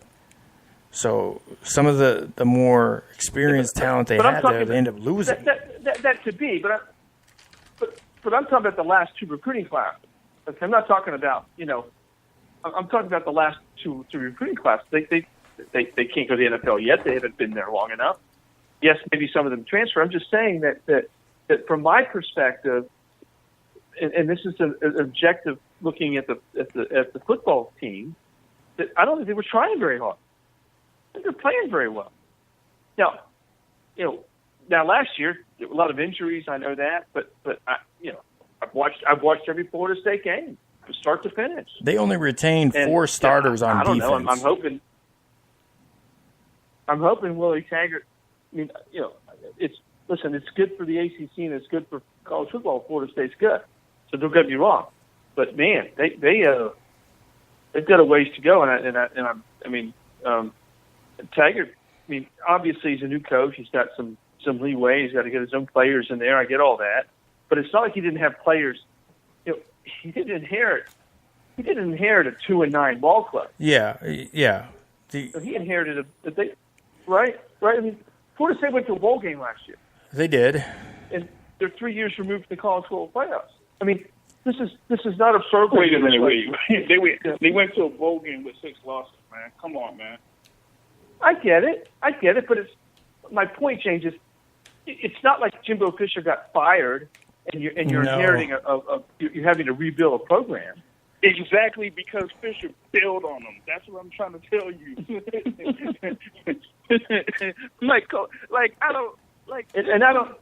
don't disagree with that. And I'm going to say this. Yeah, I know. But I'm going to say this out there. They lost. I don't disagree with Jimbo. Just a second. I don't care how lucrative the Texas A&M program is.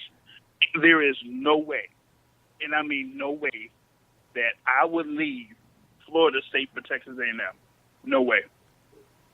So not as a program. No way. So look at this. Florida State lost 35 players last year. Well, but 21 on offense, 13 on defense. Okay? They only retained 4 starters on that defense. 4. Now, they retained 8 players, 8 starters on offense. 2 of them were quarterbacks. So, and obviously the offensive line, it looks like maybe they should have left. Or somebody brought in JUCO transfers or something, because the offensive line looks like it left, but it's still there, which is perplexing, to say the least. So, they're a year wiser, but not in experience or results, I guess. I don't know. So when we're talking about leaving the cupboard bare, it wasn't he didn't leave the state of the program in a good situation. You have a lot of people unsure about their future, a lot of people questioning and doubting. These guys clearly have not bought into Willie Taggart's his system, his method, of how he conducts business. Again, he does have a pretty complex system and playbook that he runs, and it takes some time. Again, I don't think FSU fans should get too upset with this season. Again, it's not. It's far from what they want to see. I think Willie Taggart's unproven, though. I think Willie Taggart's unproven, having taken a step up in class. His Oregon team was 7-6 last year, 4-5 in the Pac-12. Yeah, but what was the team? He leaves and goes to Florida Look State. at the team he inherited. He's It's not like he's getting these quality teams. It's not like he's getting programs in bad situations. Right, but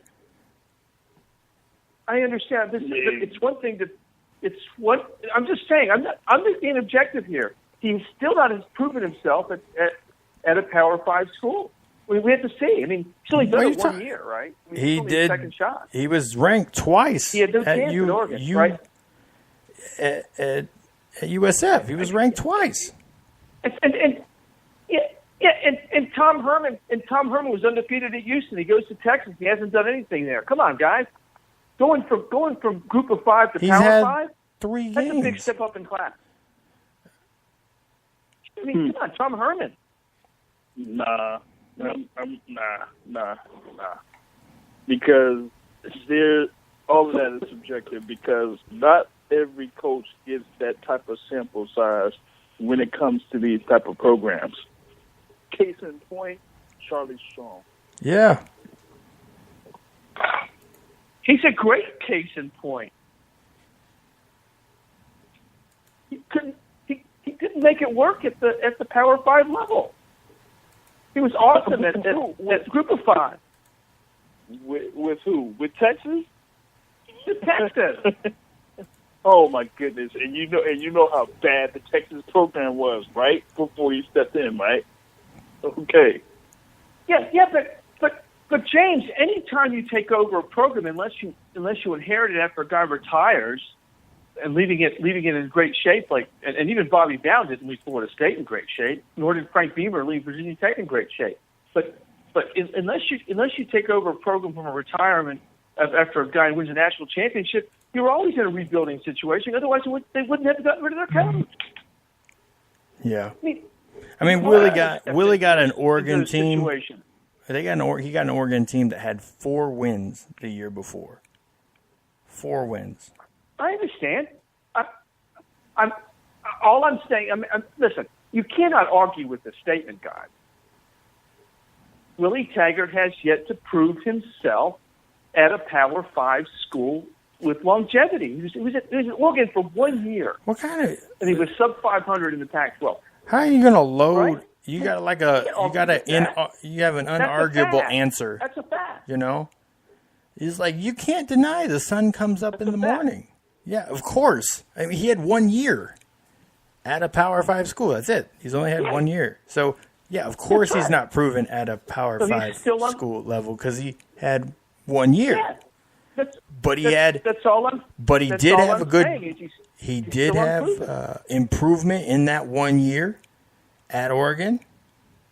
The team did improve. He did get some quality recruiting class in there as well. He just happened to be offered the dream job and came back. FSU had a good recruiting class there in only a couple months. But you can't. It's just not showing up on the field. But James, you can't. But James, you can't hail Willie Taggart for taking Oregon to a bowl game with 6 losses last year, and then deride the fact that Florida State was a bowl team with 6 losses last year. I didn't say that. He's inheriting the same team. Hold on a second. Stop right there. Number quite. 1, I didn't say that. Number 2, I said, what well, did he do at USF? That's what I said. Okay? It kind of. No. I'm going to make that clear. I said Florida State was a bowl team last year. You said, yeah, but they had 6 losses. Yeah. You take back on that. You fail to understand what's going on here. And Matt just pointed it out. Where was Oregon the year before Taggart was there? Were they better or were they worse? They were worse. Okay. They were Where worse. was USF before Willie Taggart was there? Were they better or were they worse? I don't really care about that because that's not a Power 5 school. It's not. I acknowledge that he. No, I acknowledge he made them. No, that wasn't my. No, I acknowledge he made them better. I acknowledge he made them better. I acknowledge he made them better. But coaching at USF is not coaching at Florida State or Florida or Oregon or USC or Texas. It's a whole different deal, both financially and I mean, okay. What does USF draw a game? How much money do they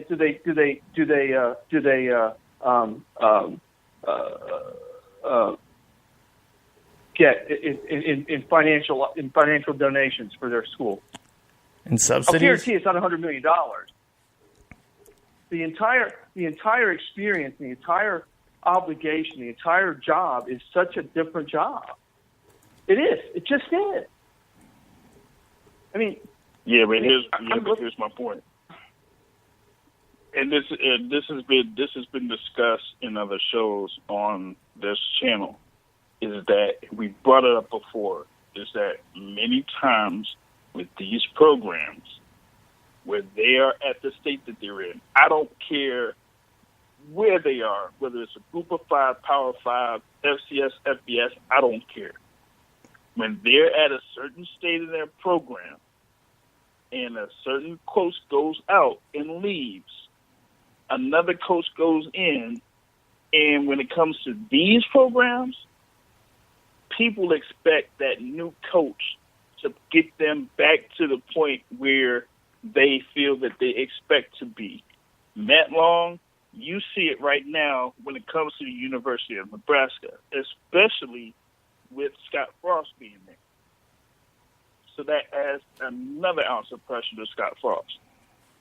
But the fact of the matter is that these people got to realize the state of college football is not where you have these teams dominating anymore. It's just about basically Alabama and everybody else. And that's the fact. So when it comes to Florida State, either you're going to be competing with who? Clemson? That's pretty much it. So, and if you can't really compete with Clemson, then that's a problem. But the problem here is that at Florida State, they expect to be beating teams like Clemson every single year. But over the past few years, that has not happened. So now we got Willie Taggart coming in there, and now they expect Willie Taggart to field a team that's better than what Clemson fields every single year. And right now, that's not going to happen. Next year, I don't think it's going to happen either. It's going to be if they are going to be patient enough to allow Willie Taggart to build a program at Florida State to where it is to his liking and where he could be successful at Florida State. Will they give him that? I don't know yet. So South Florida gets $21.5 million in subsidies. Roughly 43% of their total revenue comes from subsidies. From the state? Yeah, from somewhere. State, municipalities, that's their total allocations. Well, define subsidies. I don't know how they calculate their subsidies. Their allocations. What do they call them now? They call them allocations instead of subsidies. So, yeah, because in the SEC, most of the schools get it's all private. It's all privately funded. My point was, and I agree with you that expectations are unrealistically high at most universities because if they've ever won a national championship, they expect to win another one. I live in Arkansas. My wife works at the University of Arkansas, and they actually won what they think was a national championship in 1964, which wasn't actually recognized as a national championship. But because they think they won one in '64. They expect to win one every year. It's the most unrealistic fan base I've ever seen in my life. I've lived in 13 states. In Arkansas? They are so unrealistic. Arkansas. They think it's the most unrealistic fan base I've ever seen in my life. Well, before '97, when Michigan Thielen, claimed a share, Brett Thielen, they had won Big Ten championships at Wisconsin. They ran him off. So I agree with all that, but Florida State's a little different because their national championship was fairly recent, right? I mean, it was fairly recent. It was 5 years ago. So they're not quite as unrealistic as some other fan bases might be, like Auburn and Florida and some others. Of course, Florida won back-to-back and 10 years ago. But my point is that what I saw on the field, and okay, so maybe the players that he inherited don't fit his system, and I get that. If that's the case, then Florida State has a couple of years of serious pain because the team I've seen on the field isn't competitive with major college football. They lost by 23 points to Syracuse, who was 4-7 last year. I mean, come on! They were lucky to beat Samford. I watched that game. I watched the whole game, and they got a pick six or a defensive touchdown late in the game to secure that thing. That was ugly. So Willie Taggart has his work cut out for him. He does. And I don't. I mean, and I don't disagree that Jimbo Fisher bailed. I don't disagree. I don't. But Jimbo Fisher also, I think, has this. To get to the SEC, a lot of coaches want to get, and I think Jimbo Fisher has his eye on Alabama job. Maybe when Saban retires, which can't be that far down the road. And I think if he can compete in the SEC, he has a chance to jump into the Alabama job. I don't know who else is the front runner, but so. I think that's his end game. Dabo Swinney. And I think that by getting into the SEC, he's going to make a Dan Mullen move, right? Like, well, I coach in the SEC, so if I've already coached here, then they're more likely to hire me because the SEC has this overinflated impression of themselves. Saying, well, if you haven't coached here, you don't know what it's like. Well, Jimbo Fisher can say, well, I know what it's like. Well, although he was an assistant. Wasn't Jimbo Fisher an assistant to Nick Saban at LSU? So he's got that, right? So, I think James, that's his end game. I think he just wanted to get into the SEC, and he had his chance. There weren't many chances. Once Gus Malzahn, and he wasn't going to come to Arkansas because he has no chance for success at Arkansas. And so Arkansas and A&M were both open. He goes to A&M, and now he's got it. Now he coaches at A&M for 4 years. He moves into Alabama when Nick Saban retires. That's why I think was his main motivation to move off of Florida State. He was at LSU. It was just too good of a deal. It was too good of a deal for him to turn down, right?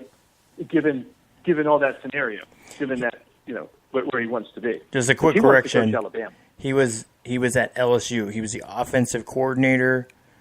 Les Miles was the head coach. Bo Pelini was the defensive coordinator when they won the national title. And okay, so he was LSU. He was with LSU as OC. So he was there right after. He was there after Saban. Yes. I couldn't remember if he had any contact with Saban or not. But that being said, I think he wanted to get back as a head coach in the SEC. That way, he could deal with Dan Mullen and get where he really wanted to be. Because Dan Mullen's where he wants to be. Now he better win some football games if he wants to stay at Florida. But you can't be losing to Kentucky. That's a bad first conference game. I wanted Colorado State to beat Florida. I really wanted them to beat Florida. No, it's so hilarious. Now, but I like Dan Mullen. I have a hard time hating. Okay, I like Dan Mullen. I have a hard time hating Dan Mullen. But, I hate Florida.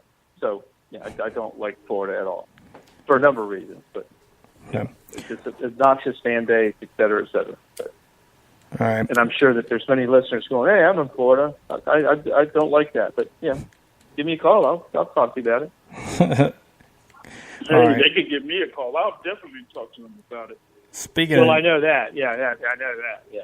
Speaking of talking about it, we only got like 10 minutes left in the show, and I wanted to hit on a fight from this past weekend.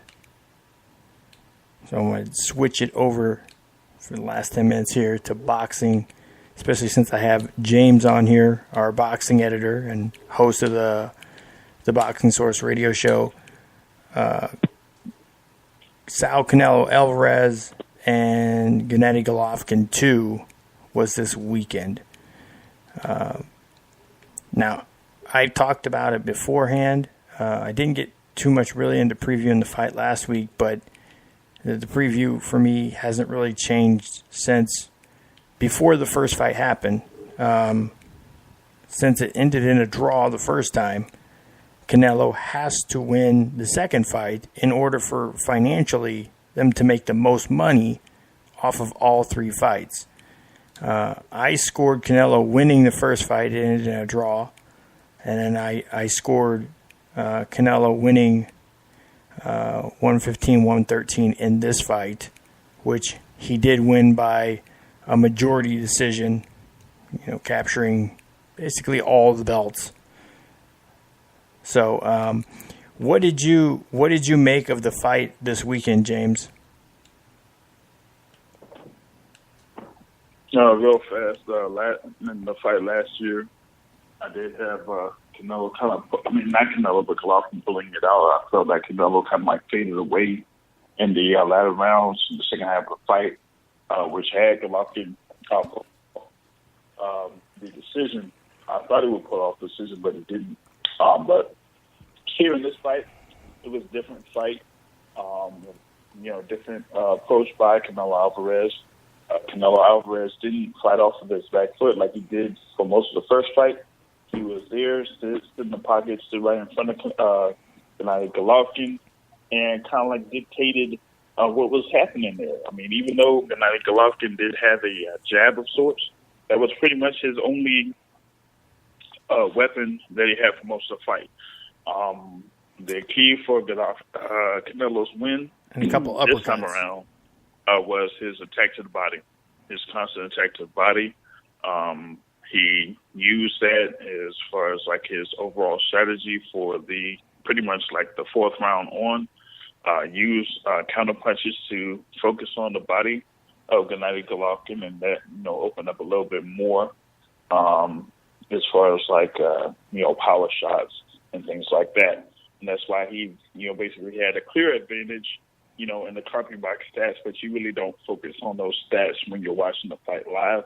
I just noticed that he was just constantly attacking the body and scoring very well right there, and had like a lot of body shots, and diversified his attack. I really didn't see that coming out of Gennady Golovkin, so that's why I didn't have Golovkin, pulling off the win here in the second fight. So those 115-113 scores, weren't necessarily, an issue for me. So, but I just felt that it was like an ebb and flow type of fight that you really, for me, I didn't see like, multiple rounds being for the same person for more than, 2 rounds or so. But the judges felt otherwise as, by the 9th round, all of them had Canelo up by 3 rounds.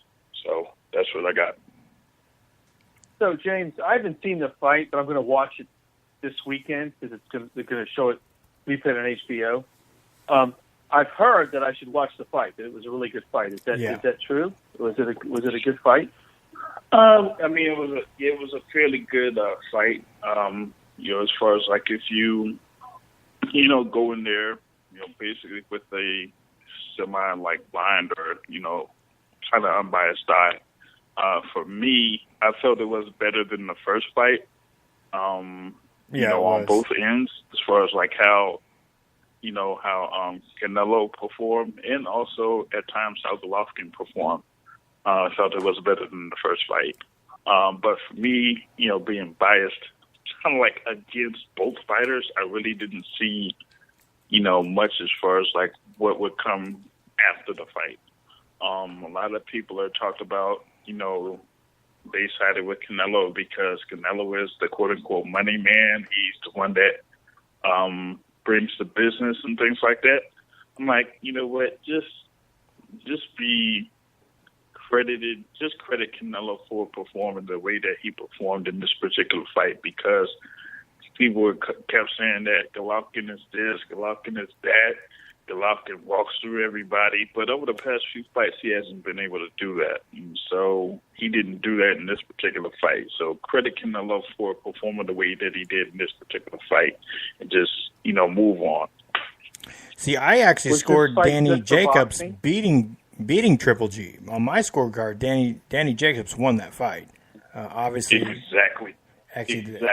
So, was this fight good for boxing? Yeah, absolutely. And I'm a boxing fan. Boxing has been dead. Was this fight good for boxing? I mean, obviously, the Mayweather-Pacquiao fight was horrible, right? It was just like, it was boring and it was terrible. Yeah. But was this fight, if people bought this fight, they went to a fight party and they watched the boxing match and went, wow, I can get into this. This fight, I would say that fight was, but the rest of the card didn't really live up to expectation. Like the co-main event, right. It was horrible. It was atrocious. Horrible. It was and not a good the card. The thing about it was like, I think we only got a few minutes, so real quick, few weeks or like about a month and a half before, I thought, the card would have been okay. They were supposed to have, the women's title fight. There was Cecilia Braekhus on, but that fight got scrapped. And then you had Lemieux against O'Sullivan, which I thought would have been the fight of the night. And they had it like, it was almost like the first fight in the schedule, number one, and then Lemieux knocked out O'Sullivan in the first round. And pretty much like all of the fights in the undercard ended so early that the main event, you had to wait about 65 to 70 minutes for the main event. So they actually played the first fight in between the undercard fights and the main event. But was the main event good for boxing? Because that's what people pay attention to. Was it good for boxing? Because boxing embattled as a sport right now in terms of was the fight good? No, it didn't do anything to bring people to boxing. I don't think so, because I didn't see it in game for it. I thought the fight between Sean Porter and Danny Garcia was a better fight, actually. Yeah. But for me, when it comes to these two particular fighters, I don't see much coming out of them where they will be inclined to fight other fighters in the middleweight division other than themselves. That's why I don't think it's good for boxing. That's why I'll leave it at that before the end of the show. So it won't broaden if they won't go out and expand the. Actually, I think because their base and support. Because it was a good fight the first two times, having a third fight, again, that's why I say it was key for Canelo to win the second fight, because he has a loss. He has 2 draws and a loss on his record, where Triple G has had no losses and 1 draw, and the only draw comes to Canelo. So, they decide to fight again. If Triple G loses, then it's like, okay, that's my only loss and my only draw, the only 2 real blemishes on my record. Whereas if Triple G wins the second fight, it's like, okay, I beat him like I thought I beat him the first time. It's game settled, It wouldn't make as much sense to have a third fight. So, again, you could say that's, again, within the politics of boxing, if you want to be a pessimist. But it was a good fight both times. And I think... Thank you for using Blog Talk Radio. Goodbye. Because of that, it makes having that third fight better for the sport. Sean Porter and Danny Garcia was probably before the, for the boxing fan, maybe a little bit better in some regards. because it's two fighters that you feel like it maybe could have went either way. But with just with Danny Garcia's style, and that's the thing, is it really was telling in that fight against Porter, fighting for the vacant WBO belt. He really is going to have to go back to the drawing board and look at how he fights the top end of the welterweight class, or either risk not being up there or moving back down to light welterweight at 140, because he doesn't look like, with his style, he's standing in front and just waiting to counterpunch, that he's going to be able to really win many fights that way. Even if you look back to the fight against Lamont Peterson, Lamont Peterson waited around a while in that fight. Again, he's a 140-pound guy. They're both 140-pound guys fighting at 147.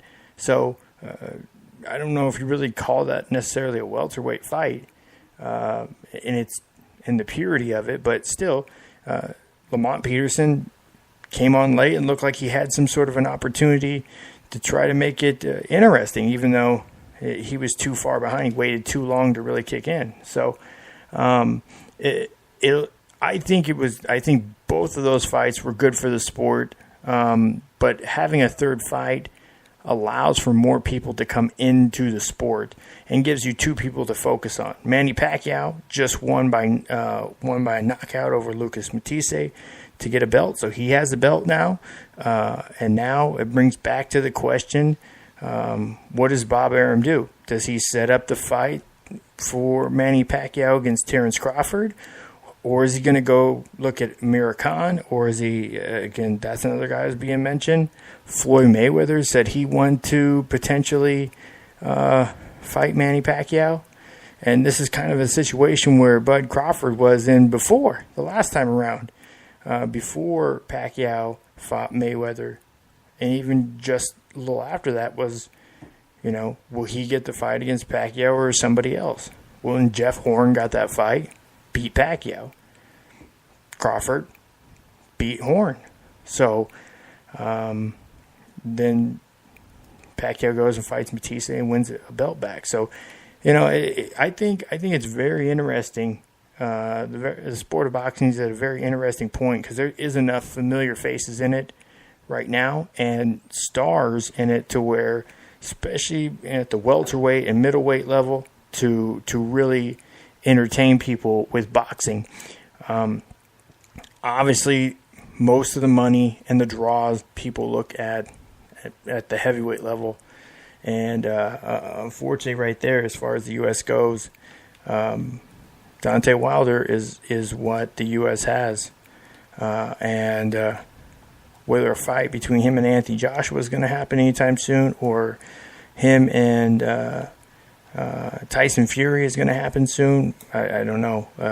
It's all kind of, even if they haven't picked, they can have press conferences and everything, but until the two guys get in the ring and that bell rings, boxing is never certain.